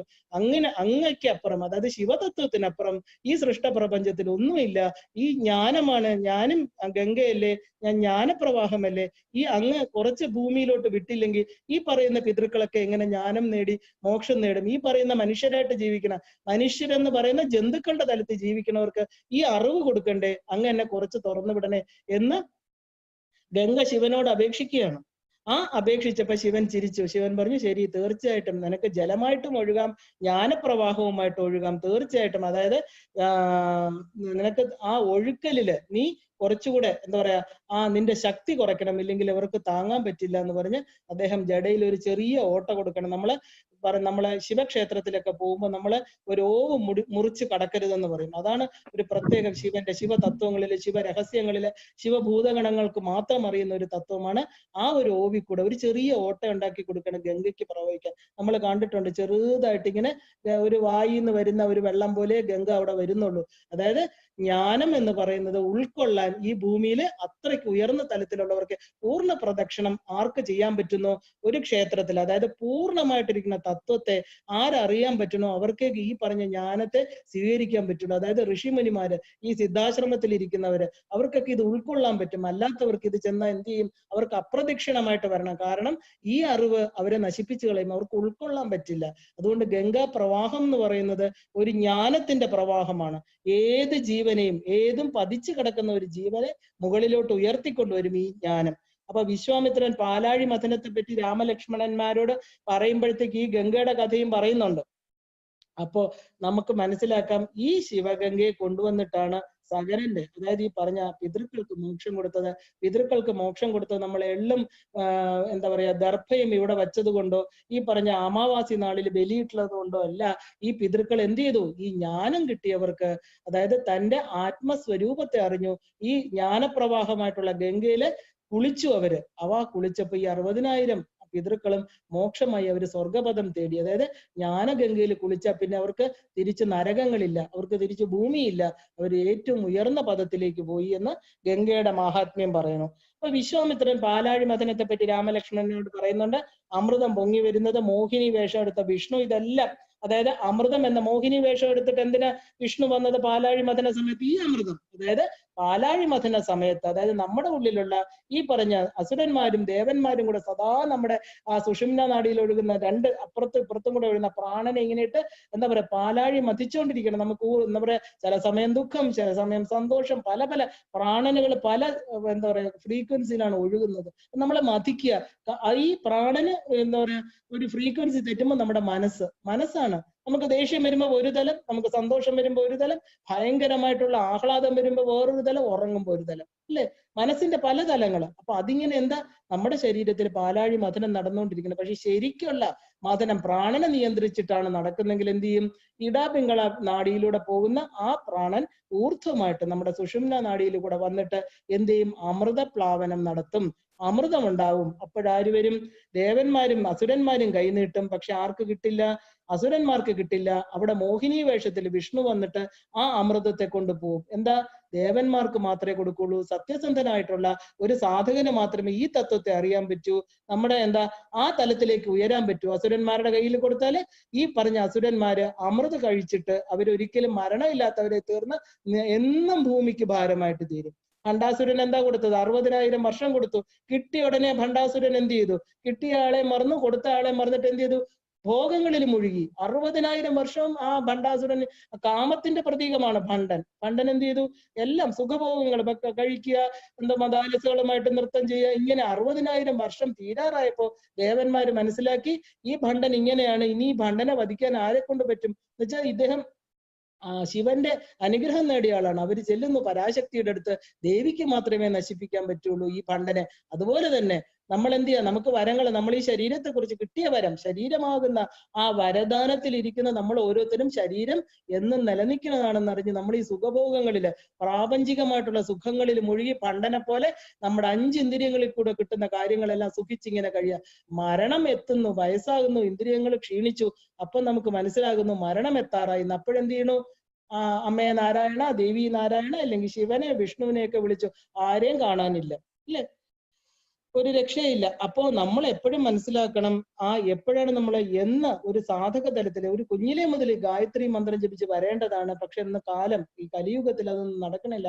പക്ഷെ എന്ന് നമുക്കൊരു സാധനയെ പ്രവേശിച്ചോ, ഈ അമൃതത്വത്തെ, അതായത് ജനന മരണം ഇല്ലാത്ത അവസ്ഥയെ ശരീരത്തിൽ നിന്ന് അറിയണമെങ്കിൽ ഈ പറഞ്ഞ പോലെ ആ പാലാഴി മഥനത്തിൽ കിട്ടുന്ന അമൃതം അതെന്താണെന്ന് അറിയണം, അത് കുടിക്കണം. അതായത് നമ്മുടെ ശരീരത്തിലാണ് ഇത്. ഇപ്പൊ നമുക്കറിയാം വിഷ്ണുവിന്റെ ഈ പാലാഴി മഥന സമയത്ത് ഒരുപാട് കാര്യങ്ങൾ നമ്മുടെ ഒളിഞ്ഞു കിടക്കുന്ന അണിമ, ഗരിമ, ലഘിമ, ഈശുത്ത, വച്ചുത്ത, പ്രാകാമ്യ, ഭുക്തി, ഇച്ഛ എല്ലാം ഒരുപാട് രത്നങ്ങൾ ഒളിഞ്ഞു കിടക്കുക നമ്മുടെ ശരീരത്തിൽ തന്നെ, നമ്മുടെ ഉള്ളിൽ, നമ്മുടെ മനസ്സിൽ അങ്ങ് പാലാഴിയുടെ അടിയിൽ കിടക്കുക. അപ്പൊ ഈ മഥന സമയത്ത് സാധന കാലഘട്ടങ്ങളിൽ എന്ത് വരും? നമ്മൾ ശ്രീചക്രത്തിൽ കണ്ട പോലെ ആദ്യത്തെ സ്ക്വയറിൽ ഇരിക്കുന്ന പല ശക്തികളും നമ്മുടെ ഉള്ളിൽ ഉണർന്നു വരും. കാരണം സാധനാതലത്തിലെ മന്ത്രത്തിലൂടെ പറഞ്ഞ ഒരു കോൺസെൻട്രേഷനിലൂടെ നമ്മളിൽ ഒളിഞ്ഞു കിടക്കുന്ന ശക്തികളെ നമ്മൾ ഉണർത്തുകയാണ് ചെയ്യുന്നത്. അപ്പൊ ഓരോന്ന് പൊങ്ങി വരും. എന്ത് വരും? ധന്വന്തരി വരും, കൗസ്തുഭം വരും, ഉച്ചൈശ്രവസ് വരും. നമ്മൾ കണ്ടില്ലേ പാലാഴിയിൽ 14 കാര്യങ്ങൾ, ചന്ദ്രൻ വരെ വരിക, മഹാലക്ഷ്മി വരും, എല്ലാവരും വരും. എവിടെ? ഇതെല്ലാം ഉള്ളിൽ ഉറങ്ങിക്കിടക്കുന്ന മഹാശക്തികളാണ്. ഓരോന്ന് വരുമ്പോഴും എന്താ, ഇത് നമുക്ക് എന്താ പറയുക, ഗിഫ്റ്റ് അല്ല കിട്ടിയത്, നമ്മുടെ ഉള്ളിൽ ഓൾറെഡി ഉണ്ടായിരുന്നതാണ്. അപ്പൊ എന്ത് ചെയ്യായിരുന്നു? നഷ്ടപ്പെട്ടു പോയി. നമുക്ക് ഇല്ല, നമുക്ക് ഇതൊന്നും ഉണ്ടെന്ന് അറിയത്ത് പോലുമില്ല. എത്രയോ ജന്മങ്ങളായി, ഒരു പശു ജന്മം നമ്മള്. പക്ഷെ ഈ സാധനയിൽ അറിയണു, ഈ ഉച്ചൈശ്രവസ്, വെള്ള കുതിര എന്നൊക്കെ പറഞ്ഞ സത്വഗുണം ഓരോന്നോരോന്ന് നമ്മുടെ ജീവിതത്തിൽ വരുന്ന ആ ഒരു ഗിഫ്റ്റുകള് നമ്മുടെ ഉള്ളിൽ നമ്മൾ കളഞ്ഞു പോയ, ജന്മങ്ങളായിട്ട് നമ്മുടെ നിന്ന് നഷ്ടപ്പെട്ടു പോയ ഓരോ ഗിഫ്റ്റുകള് ഈ സാധനാ തലത്തിൽ പൊങ്ങി വരികയാണ്. പക്ഷെ അതിൽ നിൽക്കാതെ നമുക്കെന്താ, ഒരു ഗിഫ്റ്റ് കിട്ടുമ്പോ ഈ ഗിഫ്റ്റ് കിട്ടി, ഞാൻ വിചാരിച്ചാണ് ഇനി എനിക്കൊന്നും വേണ്ട എന്ന് പറഞ്ഞ് അതുകൊണ്ട് വീട്ടിൽ പോകുമോ? ഇല്ല. നമുക്ക് ഇതല്ല എന്ന് പറഞ്ഞിട്ട് എന്ത് ചെയ്യണം? നമുക്ക് അമൃത് വേണം, അമൃതത്വം വേണം. ആ അമൃത് ഭക്ഷിച്ചാൽ മാത്രമേ, അത് ആ ശക്തിയെ കൊണ്ടൊന്ന് ശിവനുമായിട്ട് സംയോജിപ്പിച്ചാൽ മാത്രമേ നമ്മുടെ ഉള്ളിൽ അമൃതാവസ്ഥയെ വീണ്ടെടുക്കാൻ പറ്റുള്ളൂ എന്ന് നമ്മൾ മനസ്സിലാക്കിയിട്ട് എന്ത് ചെയ്യണം? അത് കിട്ടുന്നിടം വരെ ക്ഷീരസാഗര മഥനം, എന്നാലും നഷ്ടപ്പെട്ടു പോയ കാര്യങ്ങളൊക്കെ തിരിച്ചെടുക്കുക. അവസാനം നമുക്ക് ആ മരണമില്ലാത്ത അവസ്ഥയെ, ശരീരം മരിച്ചു പോട്ടെ, പക്ഷെ എൻ്റെ ഉള്ളിലിരിക്കുന്ന തത്വം ഒരിക്കലും മരിക്കാത്താണെന്നുള്ള ആ തത്വത്തെ നമ്മൾ ബോധ്യപ്പെടുകയാണ്. ഇത് ഒരാൾ പറഞ്ഞാൽ, ഞാൻ 10 ദിവസം ഇരുന്ന് പറഞ്ഞാലും ഇത് ബോധ്യപ്പെടണമെങ്കിൽ എന്ത് വേണം? നമുക്ക് സാധനാ മാർഗം വേണം. ഇത് സ്വയം മനസ്സിലാക്കേണ്ട സത്യമാണ്. അപ്പൊ ഈ കൊറോണയും പേടിക്കില്ല, ഈ പറഞ്ഞ എന്താ പറയാ, ബാഹ്യമായിട്ട് ആരുടെ ആക്രമണത്തെ നമ്മൾ പേടിക്കണ്ട. കാരണം മരണം എന്താ? ശരീരത്തിനാണ്. പക്ഷെ അങ്ങനെയാണ് എൻ്റെ ജീവിതം പോകണ്ടെങ്കിൽ അങ്ങനെ പൊക്കോട്ടെ എന്ന് നമ്മൾക്കുള്ള ഒരു കോൺഫിഡൻസ്. അപ്പൊ നമുക്ക് ഈ ഭയമാണ്, മൃത്യുഭയമാണ് ഏറ്റവും വലിയ ഭയം. ആ ഭയത്തെ അതിജീവിക്കാൻ പറ്റും. അപ്പോ ഗംഗാദേവിയുടെ വരവ് എന്തിനാണ്? നമ്മുടെ ജീവനെ ഉയർത്താനാണ്. ജ്ഞാനഗംഗ നമ്മുടെ ജീവനെ ഉയർത്താനാണ്. പാലാഴി മഥനം എന്ന് പറയുന്നത് അന്ധകരണ ചതുഷ്ടയത്തിന്റെ, അതായത് മനസ്സ്, ബുദ്ധി, ചിത്തം, അഹങ്കാരം എന്നിവയെ പാലാഴിയാകുന്ന ആ പാലാഴി എന്ന് പറയുന്ന അതിനകത്ത് ആ മിൽക്കി വേ ആയിട്ട് സമമായിട്ട് ശുദ്ധമായിട്ട് കടഞ്ഞുകൊണ്ടിരിക്കുകയാണത്, ഇല്ലേ? എന്നിട്ട് എന്ത് ചെയ്യണം? ആ ശുദ്ധതയിൽ നിന്ന് സാത്വികമായിട്ട് അതിനെ മതിച്ചിട്ട് നിത്യ ഉപാസന. എന്താ മഥനം? നിത്യ ഉപാസന. നമ്മള് കർമ്മങ്ങൾ ചെയ്യുമ്പോൾ എല്ലാം അവിടെ സമർപ്പിച്ചിട്ട്, ബാഹ്യമായിട്ടുള്ള ഇന്ദ്രിയങ്ങൾ, ബാഹ്യമായിട്ട് പോകുന്ന നമ്മളെ മതിക്കുന്നതെല്ലാം വരുന്നത് കണ്ണ്, മൂക്ക്, നാക്ക്, ത്വക്ക്, ഇതിൽ നിന്നാണ്. ഈ 5 ഇന്ദ്രിയങ്ങളും കൊണ്ടുവരാം. ദേവിയുടെ കയ്യിലിരിക്കുന്ന പഞ്ചബാണങ്ങള്, ആ പഞ്ചബാണങ്ങള് നമ്മുടെ ഇന്ദ്രിയങ്ങളിലൂടെ, കർമ്മേന്ദ്രിയങ്ങളിലൂടെയും ജ്ഞാനേന്ദ്രിയങ്ങളിലൂടെ പുറത്തങ്ങോട്ട് എഴുതിട്ട് ഓരോന്നിൽ ചെന്ന് തറയ്ക്കുന്ന അമ്പിൽ നിന്ന് കിട്ടുന്ന സുഖം, അത് സുഖം, ഇത് സുഖം, മറ്റത് സുഖം, അതിനെ അങ്ങോട്ട് നിയന്ത്രിച്ചിട്ട് എന്ത് ചെയ്യണം? നമ്മൾ സാത്വികമായിട്ട് ചിന്തിക്കണം. നമ്മുടെ ഉള്ളിലെ മനസ്സ്, ആ ഒരു സാത്വികം എന്ന് പറഞ്ഞാൽ സത്വഗുണം, സത്വഗുണം എന്ന് പറഞ്ഞാൽ ഈശ്വരത്വം. ആ ഈശ്വരത്വത്തെ പ്രാപിക്കാൻ വേണ്ടിയിട്ട് എന്താ? ജപിച്ച് തപിച്ച് അതിൽ നിന്ന് ഉരുത്തിരിഞ്ഞ് വരുന്നവരെ സ്വീകരിച്ച്, അതായത് നമ്മൾ ഒരുപാട് സാധന മാർഗത്തിൽ നല്ലതും വരും ചീത്തയും വരും, അതിനെല്ലാം അവസാനം എന്ത് ചെയ്യണം? ഈ വിഷവും വരും. നമ്മൾ കണ്ടു ഹലാഹല വിഷം, പറയാ വാസുകിയുടെ വായിൽ നിന്ന് ഹലാഹലം വരണം. അതിന് ആര് വരും? ഈ പറഞ്ഞ പാലാഴി മഥനം കറക്റ്റ് ആയിട്ട് പോകണമെങ്കിൽ അത് കുടിക്കാൻ ആര് വരും? അത് പാനം ചെയ്യാൻ ആ മഹാശക്തിയായിട്ടുള്ള ശിവഭഗവാൻ വരും. അദ്ദേഹം കൈനീട്ടി വാങ്ങിച്ച് അതിനെ കുടിച്ചിട്ട് അത് തൊണ്ടയിൽ നിർത്താൻ പാർവതി ദേവിയും വരും. നമ്മുടെ ശരീരത്തിലിരിക്കുന്ന ദുഃഖങ്ങൾ, അതായത് നമ്മൾ ഇന്ദ്രിയങ്ങൾ അകത്ത് കൊണ്ടുപോകുന്നതെല്ലാം നമ്മുടെ ശരീരത്തെ ബാധിക്കാതിരിക്കാൻ, കണ്ണിൽ കൊണ്ടുവരുന്നത് ശരീരത്തെ ബാധിക്കും, ചെവി കൊണ്ടുവരുന്നത് ബാധിക്കും, എല്ലാം അവസാനം നമ്മുടെ ശരീരമാണ് ഇല്ലാതായി പോകുന്നത്. ഓരോന്നിന്റെ പുറകെ നടന്ന് ഈ പറഞ്ഞ ഗട്ടറിലൂടെ ഈ പറഞ്ഞ 5 കുതിരകളെ ഓട്ടിച്ചോട്ടിച്ച് അവസാനം കുതിരകൾ ക്ഷീണിച്ച് ഇന്ദ്രിയങ്ങൾ തളർന്ന് നമ്മുടെ ശരീരം പതിക്കും. ഇല്ലാതെ ഇത് താഴെ കൊണ്ടുപോകാതെ ഒരു ഉപാസകന്റെ തലത്തിൽ എന്ത് ചെയ്യും? പാർവതി ദേവി പറയും, ഭഗവാനെ അങ്ങ് കുടിക്കല്ലേ എന്ന് പറഞ്ഞ് അദ്ദേഹത്തിന്റെ ഒരു ഭാര്യയുടെ സ്നേഹത്തോടു കൂടി അമ്മ വന്നിട്ട് എന്ത് ചെയ്യും? ആ വിഷയ സുഖങ്ങളിൽ നിന്ന്, അതിൽ നിന്ന് കിട്ടുന്ന സുഖങ്ങളെല്ലാം കഴുത്തിന് മേളിൽ അവിടെ നിർത്തും, നീലകണ്ഠനാക്കും ഭഗവാനെ. ആ ശിവഭഗവാൻ നമ്മുടെ സഹസ്രാര പത്മത്തിലിരിക്കുന്ന ആ മഹാശക്തി, അതിനെ അറിയാനാണ് ആ സാധകനെ രക്ഷിക്കുന്ന അമ്മ പറഞ്ഞു കഴിഞ്ഞാൽ പിന്നെ അവിടെ അപ്പീലില്ല. അമ്മയാണ് നമ്മുടെ ചിത്ശക്തി ചേതന രൂപ, നമ്മുടെ ഇച്ഛാജ്ഞാന ക്രിയാശക്തികളാണ് അമ്മ. അപ്പോ നമ്മുടെ ജീവിതത്തില് എന്താ, ഒരു സാധകനെ സംബന്ധിച്ച് അവന്റെ സാധന നന്നായിട്ട് മുന്നോട്ട് കൊണ്ടുപോയാൽ എന്താ, രാമൻ വസിഷ്ഠ ഗുരുവിൽ നിന്ന് വിശ്വാമിത്ര ഗുരുവിലോട്ട് വന്നതുപോലെ രാമന്റെ കൈ പിടിച്ചു പോകുന്നത് വസിഷ്ഠനെ പോലെ ഒരു മഹാഗുരുവിൽ നിന്ന് എല്ലാം കിട്ടിയ ആളാണെന്ന് വിചാരിക്കണം. എന്നിട്ടും ആ വിശ്വാമിത്രൻ വന്ന് വിശ്വത്തിന്റെ മിത്ര ആക്കാനുള്ള ആ ഒരു ധാരണയില് രാമൻ എല്ലാത്തിലും രമിപ്പിക്കുന്നവനാണ്, എല്ലാത്തിലും വസിക്കുന്നവനാണ് വാസുദേവൻ. ഈ തത്വം അറിഞ്ഞും മനുഷ്യരൂപത്തിൽ വന്ന രാമനെ ആര് കൂട്ടിക്കൊണ്ടുപോയി? വിശ്വാമിത്രൻ കൂട്ടിക്കൊണ്ടുപോകാൻ. എവിടേക്ക് കൊണ്ടുപോയി? മിഥിലാ പ്രസ്ഥാനം, മിഥിലയിൽ കൊണ്ടുപോയിട്ട് സീതയാകുന്ന മനസ്സുമായിട്ട് രാമനാകുന്ന ബുദ്ധിയെ ചേർക്കാൻ. നോക്കൂ, ഗുരു എത്ര കരുണയാണ് അവിടെ കാണിക്കുന്നത്. അദ്ദേഹത്തിന്റെ യാഗം, അദ്ദേഹത്തിന് ഭൗതികമായിട്ടൊന്നും കിട്ടാനല്ല രാമൻ പോയത്. അദ്ദേഹത്തിന്റെ ആ സിദ്ധാശ്രമത്തിൽ ഇരിക്കുന്ന സിദ്ധന്മാർക്ക് യാഗത്തില് തടസ്സം വന്നപ്പോ ആ യോഗത്തിന് അവരെ സമ്മതിക്കാതിരുന്ന രാക്ഷസന്മാര്, അതായത് നമ്മുടെ ഉള്ളില് നമ്മുടെ സാധനയ്ക്ക് തടസ്സമായിട്ട് നിൽക്കുന്ന എന്തോ അതിനെ ഇല്ലാതാക്കണം. അതാണ് വേണ്ടത്. അതിനാര് വരണം? ഗുരുതത്വം വരണം, വിശ്വാമിത്രൻ വരണം, വസിഷ്ഠൻ വരണം. ആ ഗുരുവിൽ നിന്ന് നമ്മൾ മന്ത്രം സ്വീകരിച്ച് നമ്മുടെ സാധനയ്ക്ക്, നമ്മുടെ യാത്രയ്ക്ക്, നമ്മുടെ ആത്മീയമായിട്ടുള്ള ഉയർച്ചയ്ക്ക്, നമ്മുടെ സഹസ്രാര പത്മത്തിലെത്താനുള്ള കുണ്ടലിനി ശക്തി, നമ്മുടെ അമ്മയുടെ ആഗ്രഹത്തിന് തടസ്സമായിട്ട് ഓരോ പത്മങ്ങളിലും ഇരിക്കുന്ന രാക്ഷസന്മാരെ വധിച്ച് വേണം പോകാൻ. അപ്പൊ എന്ത് ചെയ്യും? രണ്ട് തലം കഴിയുമ്പോൾ ഈ പറഞ്ഞ വിശ്വാമിത്രൻ ആ കുഞ്ഞിന്റെ ആ ശിഷ്യന്റെ കൈ പിടിച്ചിട്ട് എവിടെയാ കൊണ്ടുപോകുന്നത്? നിന്നെ മനസ്സുമായിട്ട്, നിന്റെ അർദ്ധനാരീശ്വരൻ, നിന്റെ ആ ഒരു വാമഭാഗവുമായിട്ട് യോജിപ്പിക്കാൻ, സീതയുമായിട്ട് ചേർക്കാൻ വേണ്ടി ആര് കൊണ്ടുപോകുന്നു? നമ്മുടെ വിശ്വാമിത്രൻ മിഥിലയിലേക്ക് പ്രസ്ഥാനം ചെയ്യുകയാണ്. അത് ശരിക്കും പറഞ്ഞാൽ ഇതൊരു യാത്രയാണ്.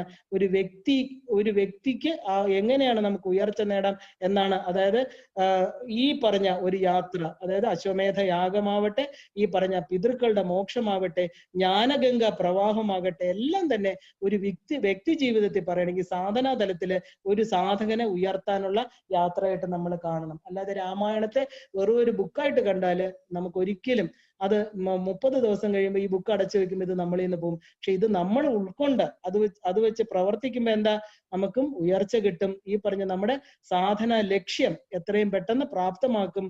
ഗുരുക്കന്മാരുടെ അനുഗ്രഹം ഉണ്ടാകും. ആ പദത്തില്, മോക്ഷപദത്തില് നമുക്കും എത്തിച്ചേരാൻ പറ്റും ഈ ജന്മത്തിൽ, ഇവിടെ ഇപ്പോഴും. അതാണ് ഇതിന്റെ ലക്ഷ്യം. അപ്പൊ ഇനി അടുത്തത് എന്താണ്? രാമൻ മോക്ഷം. ഇനി രാമന്റെ യാത്രയാണ്. എവിടെ? മിഥിലയിലോട്ടുള്ള യാത്ര. അപ്പൊ അവിടെ വഴിയിൽ ഒരാൾ കല്ലായിട്ട് കിടപ്പുണ്ട്. ആരാണത്? നമ്മൾ കണ്ടു, അഹല്യ. ഏറ്റവും പ്രധാനപ്പെട്ട കുറച്ച് സംഭവങ്ങളെ ഞാൻ എടുക്കണുള്ളൂ. പ്രധാനമായിട്ട് സാധനയിൽ വേണ്ടിയത് മാത്രമേ എടുത്തു പോകാൻ പറ്റുള്ളൂ. അല്ല രാമായണം മുഴുവൻ പറയാൻ പറ്റില്ല. ഇതിൽ പ്രധാനമായിട്ട് വേറൊരു കഥാപാത്രമാണ് അഹല്യ മോക്ഷം. അതായത് അഹല്യ എന്ന സുന്ദരി, ഗൗതമന്റെ പത്നി, എല്ലാം നമുക്കറിയാം.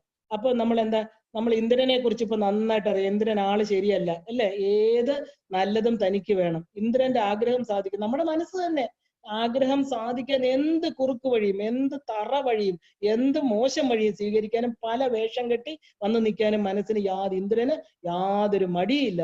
അത് എന്താ പറയാ, ആ ഇന്ദ്രൻ എന്താണ് ആഗ്രഹം എന്ന്, ലോകത്തിലെല്ലാം നല്ലതും തനിക്ക് കിട്ടണം എന്ന് വെച്ചാൽ അഹല്യ ലോകൈക സുന്ദരി. ആദ്യമേ ഇന്ദ്രൻ ഒരു കണ്ണുണ്ടായിരുന്നു. ഈ അഹല്യ എന്തിനാ ഈ വയസ്സായ താപസനെ കല്യാണം കഴിക്കണം? എന്റെ അല്ലേ, എനിക്ക് കിട്ടിക്കൂടെ എന്ന് പറഞ്ഞ് ഇന്ദ്രന് മനസ്സിൽ ഒരാഗ്രഹം ഉണ്ടായിരുന്നു. പക്ഷേ അഹല്യ കല്യാണം കഴിച്ചത് ഗൗതമ മുനിയാണ്. ആ മുനിയെ കല്യാണം കഴിച്ച് വളരെ പാതിവൃത്യത്തോടു കൂടിയാണ് കഴിഞ്ഞു വന്നത്. ഒരു ദിവസം ഇന്ദ്രന് സഹിക്കാൻ പറ്റില്ല, എങ്ങനെയെങ്കിലും അവളെ പ്രാപിക്കണമെന്നുള്ള മോഹം. അപ്പൊ എന്ത് ചെയ്തു? ഗൗതമ മഹർഷിയുടെ രൂപത്തിൽ വന്ന ഇന്ദ്രൻ അഹല്യയെ പ്രാപിച്ചു. അതായത് ഈ പൃഥു നടത്തിയ യാഗത്തിൽ നമ്മൾ കാണുന്നുണ്ട്. അശ്വമേധ യാഗത്തില് കുതിരയെ മോഷ്ടിച്ചതാര? ഈ ഇന്ദ്രനാ. എവിടെ ചെന്നാലും എല്ലാം മോഷ്ടിക്കുക, പറ്റിച്ചെടുക്കുക. എന്നിട്ടും ഇന്ദ്രന്റെ സൈഡ് എന്താ ദേവന്മാര് നിൽക്കണമെന്ന് ചോദിച്ചാൽ അതൊരു വലിയ ക്വസ്റ്റ്യൻ മാർക്കാണ്. എന്താ ഈ ദേവന്മാർ ഇന്ദ്രനെ സഹായിക്കുന്ന? ഇന്ദ്രൻ എന്ത് ചെയ്താലും എന്താ പറയുക, ശുചിയാകും, ശുദ്ധമായിക്കൊള്ളും. ഉടനെ പാപകർമ്മങ്ങൾക്ക് പ്രായശ്ചിത്ത കർമ്മങ്ങൾ ചെയ്ത് ഈ പറഞ്ഞ ദേവന്മാരുടെ അടുത്തങ്ങ് ചെന്നോളൂ. അതാണ് ഇന്ദ്രന്റെ പണി. പക്ഷെ അതുപോലെ തന്നെ ഇപ്പോഴെന്ത് ചെയ്തു, പാവപ്പെട്ട ആ ഒരു ഗൗതമ മുനി ആ ഭർത്താവിന്റെ ആ ഒരു അത് വേഷം കെട്ടുന്നത് പോട്ടെ, സ്വന്തം ഭാര്യയെ ജാരനായിട്ട് വന്ന് അദ്ദേഹത്തിന്റെ രൂപത്തിൽ വന്ന് പ്രാപിക്കുകയാണ്. അപ്പൊ എന്താ, കാര്യസാധ്യത്തിന് എന്ത് നീച വേഷം കെട്ടാനും ഇന്ദ്രന് മടിയില്ല. അപ്പൊ വിശ്വാമിത്രനാണെങ്കിലോ, അവന്റെ വിശ്വാമിത്രൻ, ഈ പറഞ്ഞ വിശ്വാമിത്രനാ ഈ കഥ പറഞ്ഞു കൊടുക്കുന്ന പാവപ്പെട്ട വിശ്വാമിത്രൻ രാജർഷി പദവിയിൽ നിന്ന് ബ്രഹ്മർഷി പദവിക്ക് വേണ്ടി നിന്നപ്പോ ആരാ ഈ മേനകയെ പറഞ്ഞയച്ചതാരാ?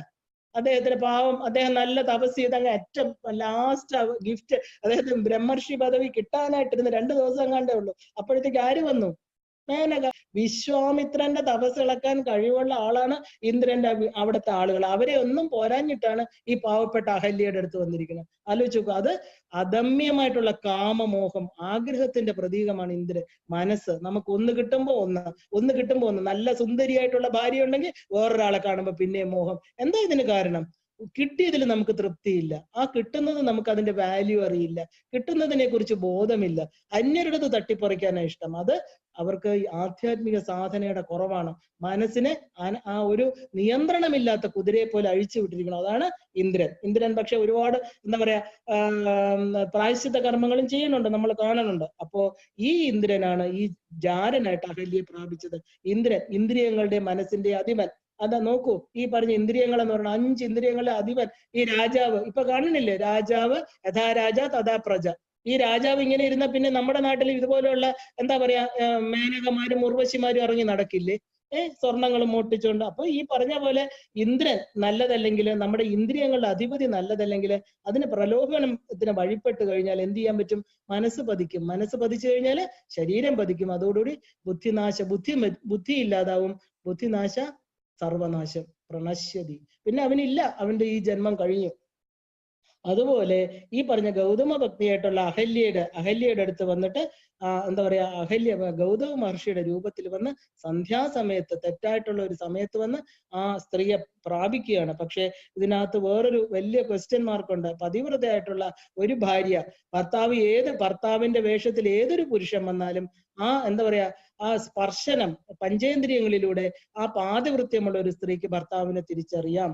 അതുകൊണ്ടാണല്ലോ നമ്മൾ ഈ പറഞ്ഞ നമ്മൾ കാണിക്കുന്ന ഒരു നളനെ പല വേഷങ്ങളിൽ കെട്ടിക്കൊണ്ട് ദമയന്തിയുടെ മുമ്പിൽ നിർത്തുന്നു. യഥാർത്ഥ നളനെ തന്റെ ഹൃദയത്തിൽ തൊട്ട് കഴിഞ്ഞാൽ തന്റെ ഭർത്താവിനെ തിരിച്ചറിയാൻ ഏത് ഭാര്യയ്ക്കും പറ്റും, ഏത് രൂപത്തിൽ വന്നു നിന്നാലും പറ്റും. അവിടെ അഹല്യയ്ക്ക് ഒരു വീഴ്ച പറ്റി. കാരണം അതായത് അഹല്യയുടെ മനസ്സ് പതിച്ചു, അതായത് ആഗ്രഹത്തിന് വഴിപ്പെട്ടു. അതായത് ആ ഭർത്താവുമായിട്ട് ചേരണം എന്നുള്ള ആഗ്രഹം സന്ധ്യാസമയമാണ്, തന്റെ സാധനയ്ക്കുള്ള സമയമാണെന്ന് തിരിച്ചറിയാതെ ഗൗതമ മുനിയെ പോലെ ഉയർന്ന സാധകനായിരിക്കുന്ന ആ മഹർഷിയുടെ പത്നി ആ തലത്തിൽ നിൽക്കാതെ മനസ്സ് പതിച്ചുപോയി.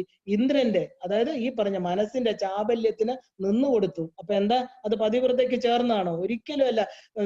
അഹല്യ പാവമാണ്, കുറ്റം ചെയ്തില്ല എന്ന് ഒരിക്കലും പ്രകൃതിക്കോ ധർമ്മത്തിനോ പറയാൻ പറ്റില്ല. ഒരു സ്ത്രീ ഒരു പുരുഷനിലൂടെ വർഷങ്ങളോളം താമസിച്ചിട്ടുണ്ടെങ്കിൽ ആ പുരുഷന്റെ വേഷത്തിൽ വേറൊരാൾ വന്നു എന്ന് പറഞ്ഞാൽ തിരിച്ചറിയാൻ പറ്റില്ലെങ്കിൽ ആ സ്ത്രീ പതിവ്രതയല്ല. അതാണ് കൊടുത്ത ശിക്ഷ.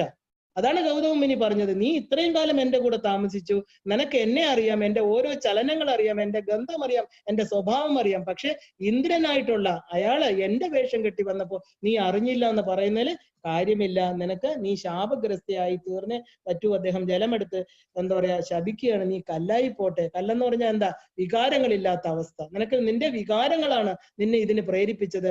അപ്പൊ നിനക്ക് ഇനി വികാരങ്ങളില്ലാത്ത ഒരു കല്ലായി തീരട്ടെ, ഒരു ശിലയായി തീരട്ടെ. പാവം അഹല്യ, പാവം എന്ന് പറയാൻ പറ്റില്ല. തെറ്റ് ചെയ്താൽ ഏത് തെറ്റിനും ശിക്ഷ അനുഭവിച്ചേ പറ്റൂ. കർമ്മങ്ങൾ നമ്മളെ തേടി തന്നെ വരും. അല്ല അപ്പൊ തന്നെ അനുഭവിച്ച് തീർത്താൽ കൊള്ളാം. അല്ല പിന്നിട്ട ജന്മങ്ങളാണെങ്കിൽ ക്വസ്റ്റ്യൻ ചോദിച്ചുകൊണ്ടിരിക്കും, ഇതെന്തെനിക്ക് വന്നു, ഏതോ ജന്മങ്ങളിൽ ചെയ്താണെന്ന് ഉടനെ തിരിച്ചുത്തരം കൊടുത്തോളണം.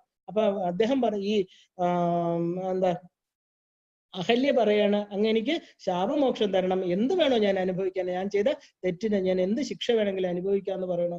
അപ്പൊ പറഞ്ഞു, നീ കല്ലായി കിടക്കട്ടെ, പക്ഷെ നീ വിഷമിക്കേണ്ട, രാമപാദങ്ങൾ, ആ ഉയർന്ന തലത്തിലുള്ള രാമൻ ഇതുവഴി വരും. രാമപാദങ്ങൾ വരണവരെ നീ വെയിലും കാറ്റും മഞ്ഞും ഏറ്റ് നിന്റെ തെറ്റിന് പ്രായശ്ചിത്തമായിട്ട് നീ ഇവിടെ കിടക്കണം. ഈ പറഞ്ഞ ഇന്ദ്രനാകട്ടെ എന്ത് ചെയ്യണം, നീ സഹസ്രഭകനായിട്ട് തീരണം, നിന്റെ വൃഷണങ്ങൾ താഴെ വീണ് പോട്ടെ, ഇനി ഒരു സ്ത്രീയുമായിട്ട് നിനക്ക് സംയോഗം ചെയ്യാൻ പറ്റാതിരിക്കട്ടെ എന്ന് പറഞ്ഞ് ഒരു എന്താ പറയാ ഈ പറഞ്ഞ ഗൗതമ മുനി ശപിക്കുകയാണ്. ഒരു സാധകന്റെ ഏറ്റവും അധപതനത്തിന് കാരണം ആരാണ്? ഇന്ദ്രൻ. മനസ്സ് ചിന്തിച്ചോളണം. ഒരു സാധക തലത്തിൽ ആ മനസ്സ് എവിടെ വേണോ നമ്മളെ കൊണ്ടുപോകാൻ പറ്റും, പക്ഷെ അതിനെ നിയന്ത്രിക്കണം. അതാണ് വേണ്ടത്. ഇന്നത്തെ ഏത് കേസ് എടുത്ത് നോക്കൂ, ഇന്ദ്രിയ നിഗ്രഹണത്തിന്റെ കുറവല്ലേ. അനുഗ്രഹം വേണമെങ്കിൽ എന്ത് വേണം? അനുഗ്രഹം വേണമെങ്കിൽ നിഗ്രഹം വേണം.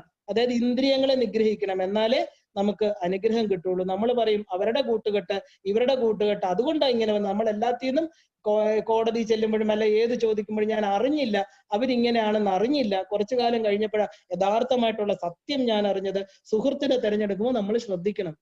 നമ്മൾ ഒരു സുഹൃത്ത് എന്ന് പറഞ്ഞാൽ എന്താ? ഹൃത്തില് അതായത് മംഗളമായിട്ടുള്ള കാര്യങ്ങൾ നമ്മുടെ ഹൃത്തിന് നൽകുന്ന ആളാ യഥാർത്ഥ സുഹൃത്ത്. എന്താ സുഹൃത്ത് ബന്ധം? നമ്മുടെ ദുഃഖങ്ങളിൽ ദുഃഖിക്കണം, നമ്മളെ സഹായിക്കണം, നമുക്കൊരു വീഴ്ച വരാതെ. ഒരു ധാർമ്മിക മൂല്യം ഇല്ലാതാവുമ്പോൾ, നശിപ്പിക്കാൻ പോകുമ്പോൾ അവരുടെ അടുത്ത് പറയണം, അയ്യോ എന്റെ പ്രിയ സഹോദര സഹോദരി, ഇത് തെറ്റാണ്, നിങ്ങൾ ഇത് ചെയ്യരുതേ, നിങ്ങൾ ധർമ്മത്തിനെതിരാണ് എന്ന് പറഞ്ഞ് ആ ഒരു ഹൃദയത്തെ ഉയർത്തണം. പാപകർമ്മങ്ങൾ ആർക്ക് വേണോ എപ്പോ വേണോ ചെയ്യാം, ഇല്ലേ? നമ്മുടെ മനസ്സ് പ്രേരിതമായിട്ടാണ് ചെയ്യുന്നത്. പക്ഷെ അതിൽ നിന്ന് അവരെ രക്ഷിക്കുന്ന ആളാണ് സുഹൃത്ത്. അത് അതിന്റെ കൂട്ടു നിൽക്കുന്നവരാണോ?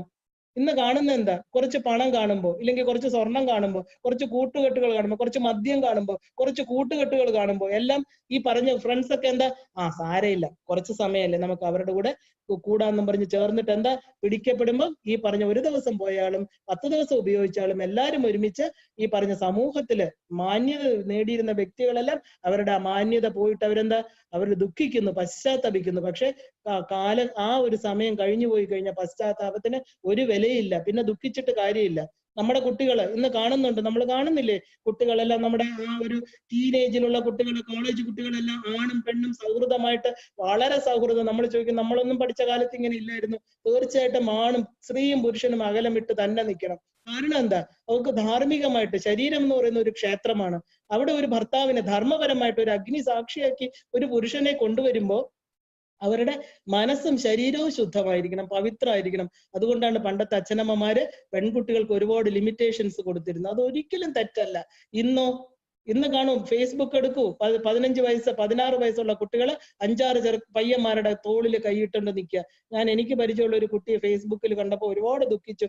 ഞാൻ അന്തം വിട്ടുപോയി. ഞാൻ ചോദിച്ചു, കുഞ്ഞെ മോളെ എന്താ ഇങ്ങനെ നിൽക്കുന്നത്? ഫേസ്ബുക്കിലൊക്കെ ഇട്ട നാട്ടുകാർ കാണൂലേ? ആ കുട്ടി എൻ്റെ അടുത്ത് പറഞ്ഞു, ആന്റി ഞങ്ങൾ തിക് ഫ്രണ്ട്സ് ആണെന്ന്. എന്താ തിക്ക് ഫ്രണ്ട്സ്? ഘനീഭവിച്ച ഫ്രണ്ട്ഷിപ്പ്. ഈ കുട്ടി അത് കഴിഞ്ഞിട്ട് എന്താ ആത്മഹത്യക്ക് ശ്രമിച്ചുവെന്നും ഞരമ്പ് മുറിച്ചുവെന്നും 3 പ്രാവശ്യം എന്താ ആത്മഹത്യാ ശ്രമം നടത്തിയെന്നും അതിന്റെ പേരൻസ് പറഞ്ഞിട്ട് ഇവിടെ എന്റെ ഹസ്ബൻഡിനെ കാണാൻ കൊണ്ടുവന്നു. എവിടെ പോയി തിക് ഫ്രണ്ട്ഷിപ്പ്?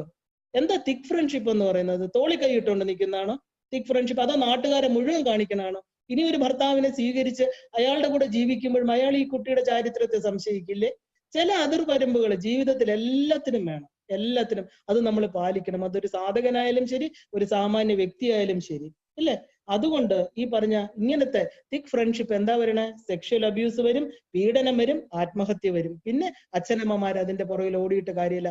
അച്ഛനമ്മമാര് മക്കളെ നിയന്ത്രിക്കേണ്ട സമയത്ത് നിയന്ത്രിച്ച് പെൺകുട്ടികളായിട്ട് ആൺകുട്ടികളെ ഒരു അതിർവരമ്പ് നിശ്ചയിച്ച് ആ പഠിക്കുന്ന അവരുടെ ആ ഒരു ആത്മീയമായിട്ടുള്ള ഉണർവ് കൊടുത്ത് അവർക്ക് തെറ്റും ശരിയും മനസ്സിലാക്കാൻ, അതാണ് അച്ഛനമ്മമാര്, അതാണ് പിതൃധർമ്മം, അതാണ് മാതൃധർമ്മം. ആ ധർമ്മത്തെ ആര് പറഞ്ഞു കൊടുത്തില്ലെങ്കിലോ അച്ഛനമ്മമാർ അത് ഷെയർ ചെയ്യണം. അവരുടെ ദുഃഖം ഒരു മകളൊക്കെയാ ആലോചിച്ച് നോക്കൂ, മെന്റൽ ഹോസ്പിറ്റലിൽ കയ്യും കാലും കെട്ടിയിടുക. 16-17 വയസ്സുള്ള കുട്ടികളെ കയ്യും കാലും കെട്ടിയിടുക. നേരിട്ട് കണ്ട കാര്യമാണ് ഞാൻ പറയുന്നത്.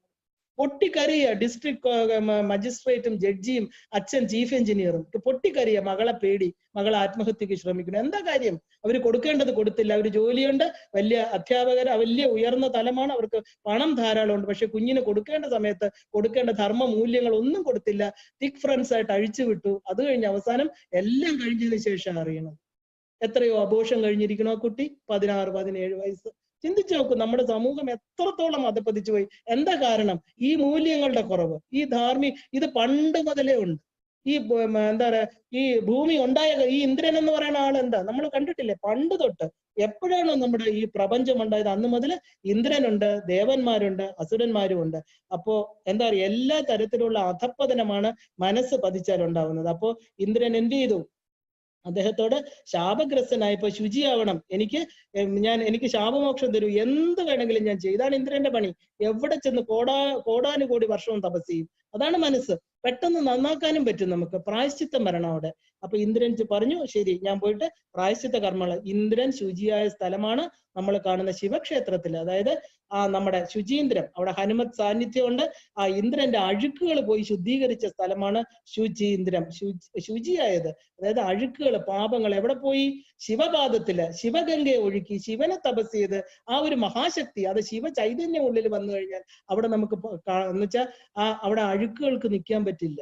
നിർലേപ, നിർമ്മല, നിത്യമുക്ത എന്നൊക്കെ അമ്മയെ പറയും പോലെ ശിവനും അമ്മയും വേറെയല്ല. ആ ഒരു ചൈതന്യത്തിൽ ചെന്ന് ശിവന്റെ പാദത്തില് തന്റെ കഴുക്കുകളെല്ലാം എന്താ പറയാ, ഒലിച്ചു കളഞ്ഞിട്ട് ആ ഇന്ദ്രൻ ശുചിയായ സ്ഥലമാണ് ശുചീന്ദ്രൻ. അതുപോലെ ഈ പറഞ്ഞ അഹല്യ എന്ത് ചെയ്തു? തെറ്റ് ചെയ്തതിന്റെ ശിക്ഷയായിട്ട് കല്ലായിട്ട് അനേക വർഷക്കാലം മഴയും മഞ്ഞും വെയിലും സഹിച്ചു കിടന്നു. ഒരു തപസ്സായിരുന്നു അത്. എന്ത് തപസ്? രാമ രാമ രാമ രാമ രാമ എന്ന് ജപിച്ചുകൊണ്ട്. രാമപാദങ്ങൾ വരും നിന്നെ ശുചിയാക്കാൻ, നിനക്ക് മോക്ഷം തരുത്താൻ. അല്ല, ഭർത്താവിനെ അല്ല ചിന്തിച്ചത്, വേറൊന്നും അഹല്യ ചിന്തിച്ചില്ല. സദാ എങ്ങനെയാണോ കാട്ടാളനായിട്ടുള്ള രത്നാകരൻ വാൽമീകിയായത്, അതുപോലെ സദാ രാമപാദങ്ങളും രാമമന്ത്രവും ആ പറഞ്ഞ അഗ്നിബീജങ്ങള്, രകാരം എന്ന് പറയുന്ന അഗ്നിബീജം, സ്വാധിഷ്ഠാന മണിപൂരക ചക്രത്തിലിരിക്കുന്ന അഗ്നിബീജം ജപിച്ച് ജപിച്ച് ജപിച്ച് കല്ലിന്റെ ഉള്ളിലും ഉണ്ട് ശക്തി. ഇല്ല, എല്ലാത്തിനകത്തും ശക്തിയുണ്ട്. ഈ പറഞ്ഞ ചേതനങ്ങളും അചേതനങ്ങളുമായിട്ടുള്ള എല്ലാ വസ്തുക്കളുടെ ഉള്ളിലും ആ എനർജി ഫോഴ്സ് ഉണ്ട്. അതിനകത്ത് കല്ലായിട്ട് കിടന്ന, അതായത് ഉറച്ചുപോയി, നമ്മള് കല്ല് പോലെ ഒരു ഉറച്ച അവസ്ഥയായിരിക്കണം മനസ്സെന്ന് കാണിക്കുക. അതായത് സാധന ചെയ്യുമ്പോൾ നമ്മുടെ മനസ്സ് കല്ലായിരിക്കണം. കാരണം ചലിക്കാത്ത, ഒഴുകാത്ത, ദൃഢനിശ്ചയത്തോടുകൂടി കനീഭവിച്ച ഒരു രൂഢമാല ആയിട്ടുള്ള ഒരു കല്ലാക്കി മാറ്റണം. അതായത് ഇല്ലെങ്കിൽ എന്ത് ചെയ്യും? ഈ പറഞ്ഞ വെള്ളം പോലെ ഇരുന്നാല്, അങ്ങോട്ടും ഇങ്ങോട്ടും ഇരുന്നാലോ, ഇങ്ങനെ എന്ത് പറഞ്ഞാലോ ഓ ശരി ഓ ശരി എന്ന് പറഞ്ഞ് തലയാട്ടിക്കൊണ്ടിരുന്നാലോ, എന്തും ചെയ്യാന്ന് പറഞ്ഞ് നടന്നാലോ, എല്ലാവരും ആളുകൾ പറയുന്ന എല്ലാം ചെയ്യാനായിട്ട് തലകുനിച്ച് നിന്നാലോ, ഒരിക്കലും അവർക്ക് സാധനയിൽ മുമ്പോട്ട് പോകാൻ പറ്റില്ല. പലരും തെറ്റായിട്ടുള്ളത് പറയും, ശരിയായിട്ടുള്ളത് പറയും. അതിന് തീരുമാനിക്കാൻ നമുക്ക് പറ്റണം. അതായത് അഹല്യെ പോലെ എന്താ പറയുക, ശാപം കിട്ടാൻ നമ്മൾ കാത്തിരിക്കല്. സാധനയിൽ നമ്മുടെ മനസ്സിനെ കല്ലാക്കി വെക്കണം. ഇതാണ് ധ്യാനം എന്ന് പറയുന്നത്. കല്ല് പോലെ ഒന്നിലോട്ടും ശ്രദ്ധയില്ലാതെ തപസ്. അങ്ങനെ രാമപാദത്തെ ലക്ഷ്യമായിട്ട് തപസ് ചെയ്ത അഹല്യക്ക് എന്ത് ചെയ്തു? വിശ്വാമിത്രൻ പറഞ്ഞു കൊടുക്കുകയാണ് രാമനോട്, രാമ നിനക്ക് ഒരു ജോലിയുണ്ട് ഇവിടെ, നിന്റെ പാദങ്ങളെ കാത്തോട് കിടക്കുകയാണ് ഒരു സ്ത്രീ രത്നം എന്ന് പറയാം. പക്ഷെ അവള് മനസ്സുകൊണ്ട് ഇന്ദ്രൻ അവളെ പതിപ്പിച്ചു കളഞ്ഞു. ഏത് ഇന്ദ്രൻ വന്നാലും ഏത് മനസ്സ് പതിച്ചാലും നമ്മൾ സാധക തലത്തിൽ നിന്ന് പതിക്കാൻ പാടില്ല. അവളുടെ ഭർത്താവ് ഉയർന്ന തലത്തിലുള്ള ആളായിരുന്നു. അദ്ദേഹത്തിന്റെ തപസ് കൊണ്ട് കല്ലായിട്ട് കിടക്കുകയാണ്. അതുകൊണ്ട് നീ ഒരു കാര്യം ചെയ്യണം, നിന്റെ ആ ശുദ്ധമായിട്ടുള്ള ജ്ഞാനമായിട്ടുള്ള ആ രാമതത്വം എന്ന് പറഞ്ഞാൽ എന്താ? സത്യവും ധർമ്മവും മാത്രമുള്ള ആ ഘനീഭവിച്ച നിന്റെ രാമപാദങ്ങൾ എന്ത് ചെയ്യണം? ഈ പറഞ്ഞ കല്ലിന്റെ മേളിൽ ഒന്ന് വയ്ക്കണം, അഹല്യക്ക് മോക്ഷം കൊടുക്കണം എന്ന് ഗുരു പറയുകയാണ്. അപ്പൊ ഒന്നും ചിന്തിക്കില്ല. അതായത് വിശ്വാമിത്രൻ ഒരു യഥാർത്ഥ ഗുരുവാണ്. അതായത് കൈക്ക് പിടിച്ചുകൊണ്ട് നടക്കുക രാമനെ, ഓരോന്ന് ചെയ്യൂ, അത് ചെയ്യൂ, ഇത് ചെയ്യൂ. അങ്ങനെ രാമപാദം വെച്ച് അഹല്യ മോക്ഷം കഴിയാണ്. അഹല്യ അതായത് ഒരു ശിഷ്യൻ, ആ ശിഷ്യന് ഓജസ്സും തേജസ്സും ഒക്കെ ഉണ്ടാക്കി കൊടുക്കുന്ന ഒരു ഗുരു. അങ്ങനെ കൈപിടിച്ചുകൊണ്ടുപോയി രാമൻ എന്ത് ചെയ്യാ? അഹല്യ ആ കല്ലിന്റെ പുറത്ത് പാദം വെക്കും. അഹല്യ മോക്ഷം നേടുകയാണ്.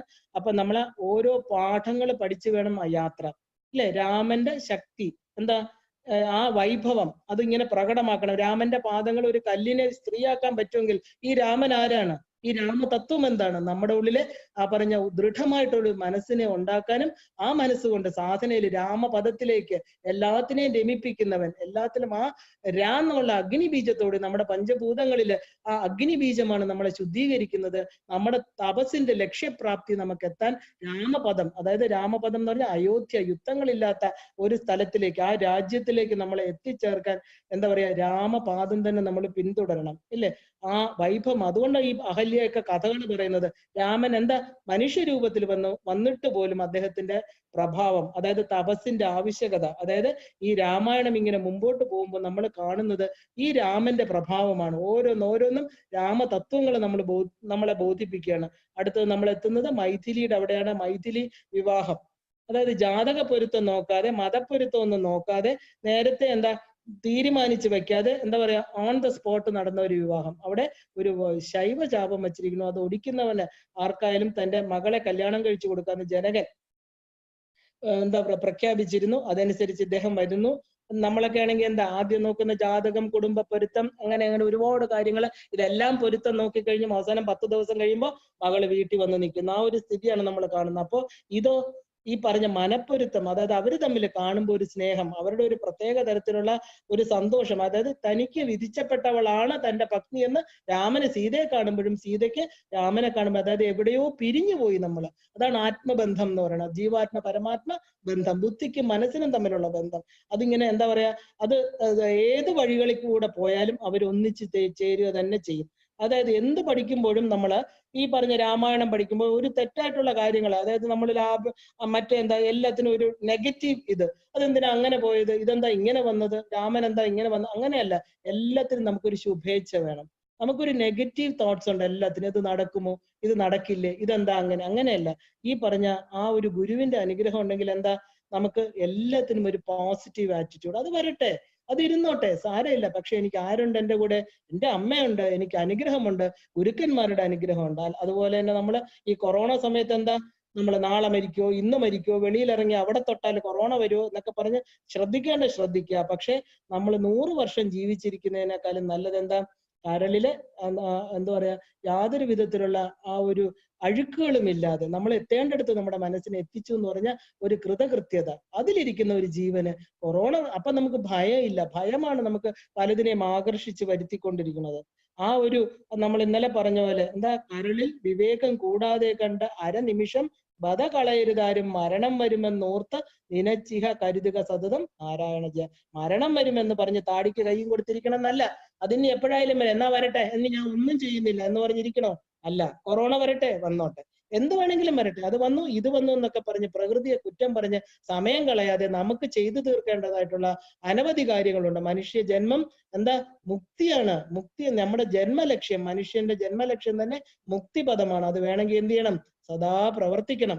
റോബർട്ട് ഫ്രോസ്റ്റ് വളരെ വളരെ അദ്ദേഹത്തിന് ജവഹർലാൽ നെഹ്റുവിന്റെ അദ്ദേഹത്തിന് പ്രധാനമന്ത്രിയായിരുന്നപ്പോൾ അദ്ദേഹത്തിന്റെ മുറിയിൽ വലിയ ചില്ലിട്ട് വെച്ച്, ഞങ്ങളൊക്കെ കൊച്ചിലെ തന്നെ നമ്മൾ സ്കൂളിൽ പഠിച്ചത്, എന്റെ മക്കൾ വരെ പഠിച്ചതാണ് റോബർട്ട് ഫ്രോസ്റ്റിന്റെ വളരെ വളരെ പ്രസിദ്ധമായിട്ടുള്ള വരികൾ. എന്താ, woods are lovely dark and deep but I have promises to keep and miles to go before I sleep. Miles to go before I sleep. Jawaharlal Nehru പറയും, എനിക്ക് ഒരുപാട് കാര്യങ്ങൾ ചെയ്തു തീർക്കണം. ഞാൻ ഉറങ്ങുന്നതിന് മുമ്പേ എന്ന് പറഞ്ഞാൽ ഞാൻ മരിക്കുന്നതിന് മുമ്പ് എനിക്ക് അനവധി ദൂരം താണ്ടാനുണ്ട്. ഞാന് ഒന്നും എത്തിയിട്ടില്ല, എനിക്കിനി ദൂരം ഒരുപാടുണ്ട്. എനിക്ക് ഉറങ്ങുന്നതിന് മുമ്പേ ആ കർമ്മങ്ങളെല്ലാം ചെയ്യാനുണ്ട്. എനിക്ക് വേണ്ടി ചെയ്യണം, എൻ്റെ കുടുംബത്തിന് വേണ്ടി ചെയ്യണം, എൻ്റെ കുഞ്ഞുങ്ങൾക്ക് വേണ്ടി ചെയ്യണം, എൻ്റെ നാടിന് വേണ്ടി ചെയ്യണം. അപ്പൊ എന്ത് ചെയ്യണം, നമ്മൾ ഓരോരുത്തരും രാമനിലെ രകാരം ശക്തിപ്പെടുത്തണം. ഇല്ലേ, നമ്മൾ സംഹാര മൃത്യോർ മോചയ എന്നൊക്കെ പറയുന്ന സംഹാര മന്ത്രങ്ങളുണ്ട്. ഈ പറഞ്ഞ നമ്മുടെ ശ്രീവിദ്യ ഉപാസനയിൽ തന്നെ ഒരുപാട് മന്ത്രങ്ങളുണ്ട്. നമുക്കറിയാം ദേവി മഹാത്മ്യത്തിൽ ദേവി അസുരന്മാരെ ഹും എന്ന ഒറ്റ വാക്ക് കുറെ പേര് കത്തിച്ചാമ്പല. വേനൻ എന്ന് പറയുന്ന ഒരു ദുഷ്ടനെ ഋഷിമാരെങ്ങനെയാ കൊന്നത്? വേനൻ നമ്മൾ ഭാഗവതത്തിൽ കാണും, ഹും എന്നുള്ള അക്ഷര. അപ്പൊ ഈ ഹും എന്നുള്ള അക്ഷരം എന്താ? ഈ സ്തംഭനം, മാരണം എന്നൊക്കെ പറഞ്ഞ ആ ഒരു മന്ത്രശക്തിയാണ് ഹും എന്നുള്ളതിന്. ഹും അസ്ത്രായ ഫട്ട് എന്നൊക്കെ നമ്മൾ പറയുമ്പോൾ നമ്മുടെ ചുറ്റുമുള്ള രാക്ഷസന്മാരെ നമ്മൾ ഇല്ലാതാക്കുക. അതുപോലെ നമ്മൾ എന്താ ചെയ്യേണ്ടത്? രകാരം എന്ന ബീജം, അതിൽ അഗ്നി ജ്വലിപ്പിക്കണം, തേജസ് ഉള്ളതാക്കി തീർക്കണം. ആ നമ്മുടെ ആത്മ തേജസ്സിനെ രകാരം ജപിച്ച് അതിനെന്ത് ചെയ്യണം? ചൂടുള്ളതാക്കി. തണുത്ത വിളക്ക്, തണുത്ത അഗ്നിയുണ്ടോ? ഇല്ലല്ലോ. അതിനിങ്ങനെ ചൂട് പിടിച്ച് നിൽക്കണം. ചൂട് പിടിച്ചാലേ നമുക്ക് എന്ത് ചെയ്യാൻ പറ്റൂ? നമ്മുടെ നെഗറ്റീവ്സിനെ ഇല്ലാതാക്കിയിട്ട് നമ്മുടെ പാപകർമ്മങ്ങളെ അതിൽ ഹോമിച്ചിട്ട് നമുക്ക് മുമ്പോട്ട് പോകാൻ പറ്റൂ. നമുക്കറിയാം കാർത്തികേയൻ എന്ന് പറയുന്ന സുബ്രഹ്മണ്യൻ 6 മുഖത്തോടെ എവിടെ നിന്നാണ് ജനിച്ചത്? ശിവന്റെ ശിവാഗ്നിയിൽ നിന്ന്, ശിവന്റെ തേജസ്സിൽ നിന്ന്. ശിവന്റെ രേതസ് തേജസ്സായിട്ട് വന്നു. പക്ഷെ അത് ആർക്ക് താങ്ങാൻ പറ്റില്ല? ഭൂമിക്ക് താങ്ങാൻ പറ്റില്ല, പാർവതിക്ക് എടുക്കാൻ പറ്റില്ല. കാരണം എന്താ? പാർവതി ശിവനും ദേവിയും കൂടെ സല്ലപിച്ചുകൊണ്ടിരുന്നപ്പോ എന്തോ പ്രശ്നം ഉണ്ടാക്കി ദേവകള് ഉടനെ പാർവതി ശപിച്ചു. അതായത് നിങ്ങൾ പ്രസവിച്ച് കുട്ടികൾ ഉണ്ടാകാതിരിക്കട്ടെ എന്ന് പറഞ്ഞ് പാർവതി ശപിക്കുകയാണ്. കാരണം നിങ്ങൾക്ക് എന്താ പറയാ, കുട്ടികൾ ഇനി ഉണ്ടാവില്ല, നിങ്ങൾക്ക് എടുത്ത് വളർത്താനേ പറ്റൂ, നിങ്ങൾക്ക് ഗർഭപാത്രം ഇല്ലാതെ പോട്ടെ എന്ന് ദേവി ശപിക്കുക. അപ്പൊ അവർക്ക് എന്ത് ചെയ്യാൻ പറ്റും? അവർക്ക് പ്രസവിക്കാൻ പറ്റില്ല. കുഞ്ഞുങ്ങളെ ഇങ്ങനെ ഉണ്ടാക്കി എടുത്ത് വളർത്താനേ പറ്റുള്ളൂ. അപ്പൊ ഈ പറഞ്ഞ ശിവരേതസ് എന്ത് ചെയ്തു? പാർവതിയുടെ അനുമതിയോടുകൂടി അഗ്നിയാണ് സ്വീകരിക്കുന്നത്. ആലോചിച്ച് നോക്കൂ, ശിവന്റെ അഗ്നി, അത് സ്വീകരിക്കാൻ അഗ്നി ഭഗവാൻ, എന്നിട്ട് വായുവും കൂടെ ചേർന്നിട്ട് ഗംഗയിൽ കൊണ്ടുപോകണം. ആ ഗംഗയിൽ കൊണ്ടിട്ട് ശരവണ പൊയ്കയില് 6 താമരദളങ്ങളിൽ, താമര എന്നൊക്കെ പറയുമ്പോൾ യോനിയാണ്, ദേവിയാണ്, അവിടെ ദേവിയാണ് 6 താമരയായിട്ട് വന്ന ഒരുപാട് കഥകൾ ഇതിന്റെ താത്വികമായിട്ട് നോക്കിയാലുണ്ട്. ദേവിക്ക് മാത്രമേ ശിവരേതസിനെ താങ്ങാൻ പറ്റൂ. ഈ പറഞ്ഞ കൃതികകളെല്ലാം തന്നെ ദേവിയുടെ അവതാരങ്ങളാണ്. അപ്പൊ ഈ കൊണ്ടുവന്ന രേതസിനെ എന്ത് ചെയ്തു? അഗ്നിബീജത്തിനെ ഗംഗയില് നിക്ഷേപിക്കണം. അപ്പൊ ഈ പറഞ്ഞ കാർത്തികേയൻ എന്ന് പേരുണ്ട്, ഗാംഗേയൻ എന്ന് പേരുണ്ട്. ഈ പറഞ്ഞ അതാ കാർത്തിക, രോഹിണി, മകയിരം, തിരുവാതിര, പുണർതം, പൂയം 6 നക്ഷത്രക്കാര്, 6 ദേവികൾ, നമ്മുടെ ഈ പറഞ്ഞ 15 കലകളിൽ ഇരിക്കുന്ന 6 സുന്ദരിമാര്. അതായത് ദേവിയുടെ എന്താ പറയുക, നമ്മൾ പ്രഥമ, മധ്യമ എന്നൊക്കെ കാണും, ഭഗമാലിനി, വജ്രേശ്വരി, കാമേശ്വരി, അതിലുള്ള 6 പേര്, അത് നമ്മൾ ശ്രീവിദ്യ ഉപാസനയിൽ കാണും. അവർ 6 പേര് വന്നിട്ട് എന്താ ഈ കുഞ്ഞിനെ, ഈ ഷൺമുഖനെ, 6 മുഖത്തോട് കൂടിയ ആ ഒരു ഭഗവാനെ എടുക്കുകയാണ്. എടുത്തിട്ട് എന്ത് ചെയ്തു? അവര് വളർത്തി. എന്നിട്ട് വളർത്തി എന്ന് പറഞ്ഞാൽ അവര് എല്ലാരും കൂടെ ഒരുമിച്ച് ചേർന്ന്, ഈ 6 പേരും ഒരുമിച്ച് ചേർന്നിട്ട് അത് പാർവതി ദേവിക്ക് കൊടുക്കുകയാണ് ഈ കുഞ്ഞിനെ. അതിന്റെയൊക്കെ അർത്ഥം എന്താ? താത്വികമായിട്ട് നോക്കൂ. ഇതൊക്കെ നടക്കുന്ന കാര്യമാണോ ഭൂമിയിൽ എന്ന് വെച്ചാൽ അല്ല, ഒരിക്കലുമല്ല. നമ്മളിതിപ്പോ ഈ പറഞ്ഞ പോലെ എല്ലാ കഥകളും കഥയുടെ രൂപത്തിൽ എടുക്കില്ല. അതായത് അഗ്നിബീജത്തെ താങ്ങാൻ ഈ പറഞ്ഞ നമ്മൾ എപ്പോഴും കണ്ടിട്ടുണ്ട് ശ്രീചക്രം, അതായത് ഭഗവാന്റെ ലിംഗം ഇരിക്കുന്നത് യോനിയിലാണ്. അവിടെ വിശ്വയോനിയാണ്. അവിടെ എപ്പോഴും എന്താ തണുപ്പ്, ആ ഒരു തന്നെ ഏത് അഗ്നിയും ഉൾക്കൊള്ളാൻ പറ്റുന്ന ഒരു സ്ഥലമാണ് ദേവി. അപ്പൊ ഈ ദേവി, അതായത് ദേവി തന്നെ ദേവിയുടെ 6 കലകളെ കൊണ്ടുവന്ന് ഈ ഭഗവാന്റെ 6 മുഖങ്ങളുള്ള ആ എന്താ പറയാ ശിവ ചൈതന്യത്തെ സുബ്രഹ്മണ്യന് ഒരു നിയോഗമുണ്ട്, താരകാസുരനെ കൊല്ലണം എന്നുള്ള. ആ പ്രപഞ്ചത്തിന്റെ നന്മയ്ക്ക് വേണ്ടി ഈ എല്ലാത്തിനും ഈ പറഞ്ഞ 6 താമരയിൽ വന്ന, താമരപ്പൂവിൽ വന്ന ഈ കുഞ്ഞുങ്ങളെ ഒരുമിച്ചെടുത്തിട്ട് ആര് സ്വീകരിക്കുന്നു? പാർവതി സ്വീകരിക്കുകയാണ്. അപ്പൊ പാർവതി എന്ന് പറഞ്ഞാൽ വേല് കൊടുക്കുന്നു ശിവൻ, സുബ്രഹ്മണ്യന്. വേലെന്ന് പറഞ്ഞാൽ എന്താ? ശക്തിവേൽ. നമ്മൾ കണ്ടിട്ടുണ്ട്. ആ ഒരു വേലിന്റെ താഴ്ഭാഗം ഒരു കൂർത്ത യോനി ഭാഗം, കൂർത്ത ഭാഗം നമ്മുടെ മേരുദണ്ഡം, നമ്മുടെ സുഷുമ്നാ നാഡി, അവിടെ ഇരിക്കുന്ന 6 ചക്രങ്ങള്, മേളിൽ കാണുന്ന യോനി, അതായത് ഈ പറഞ്ഞ പ്രാണൻ മേളിൽ വന്ന് അവിടെ 3 വരയും ഒരു കുങ്കുമപ്പൊട്ടും. ആരാ അവിടെ? 3 ഭസ്മവര, ശിവനുമായിട്ടുള്ള ചൈതന്യം. ഈ 2 സംയോഗത്തിൽ ചേർന്ന അഗ്നിക്ക് തുല്യന് തേജസ്സോട് കൂടിയ സുബ്രഹ്മണ്യ ഭഗവാൻ, അതായത് നമ്മുടെ ശരീരത്തിൽ തന്നെയാണ് ഈ സുബ്രഹ്മണ്യൻ സ്വാധിഷ്ഠാന ചക്രത്തിൽ ഇരിക്കുന്നത്. മൂലാധാരത്തിൽ ഇരിക്കുന്ന ദേവിയെ ഗണപതി ഭഗവാൻ തുറന്നു വിടുമ്പോൾ അമ്മയെ അനുഗമിച്ച് 2 മക്കളും സുബ്രഹ്മണ്യനും ഗണപതിയും കൂടെ വന്നിട്ട് ഓരോ ചക്രങ്ങളെ ഭേദിച്ച് സഹസ്രാരത്തിലെത്തി, തന്റെ കൈലാസത്തിലെത്തി, തന്റെ അമ്മയെ അച്ഛന്റെ അടുത്തെത്തി ഇവര് സന്തോഷമായിട്ട് തിരിച്ചു വരികയാണ്. അതാണ് ശ്രീവിദ്യ ഉപാസന. നമുക്ക് ഓരോരുത്തർക്ക് ഈ തത്വങ്ങളെ മനസ്സിലാക്കി ഉപാസനാ മാർഗത്തിൽ മുമ്പോട്ട് പോയി കഴിഞ്ഞാൽ നമുക്ക് ആ തത്വം അസി എന്നുള്ള സത്യത്തെ അഹം ബ്രഹ്മാസ്മി എന്നുള്ളതായിട്ട് ഉൾക്കൊള്ളാൻ പറ്റും. നിങ്ങൾക്ക് ഓരോരുത്തർക്കും അത് സംഭവിക്കട്ടെ എന്ന് ലളിതാ ത്രിപുരസുന്ദരിയുടെ പാദപത്മങ്ങളിൽ നിങ്ങളെ ഓരോരുത്തരെയും അമ്മ ഈ ഒരു ജ്ഞാനം എല്ലാവർക്കും കൊടുക്കണേ എന്ന് പ്രാർത്ഥിച്ചുകൊണ്ട് നമുക്ക് നാളെ രാമന്റെ യാത്ര തുടരാം. ഓം ശ്രീ മാത്രേ നമഃ.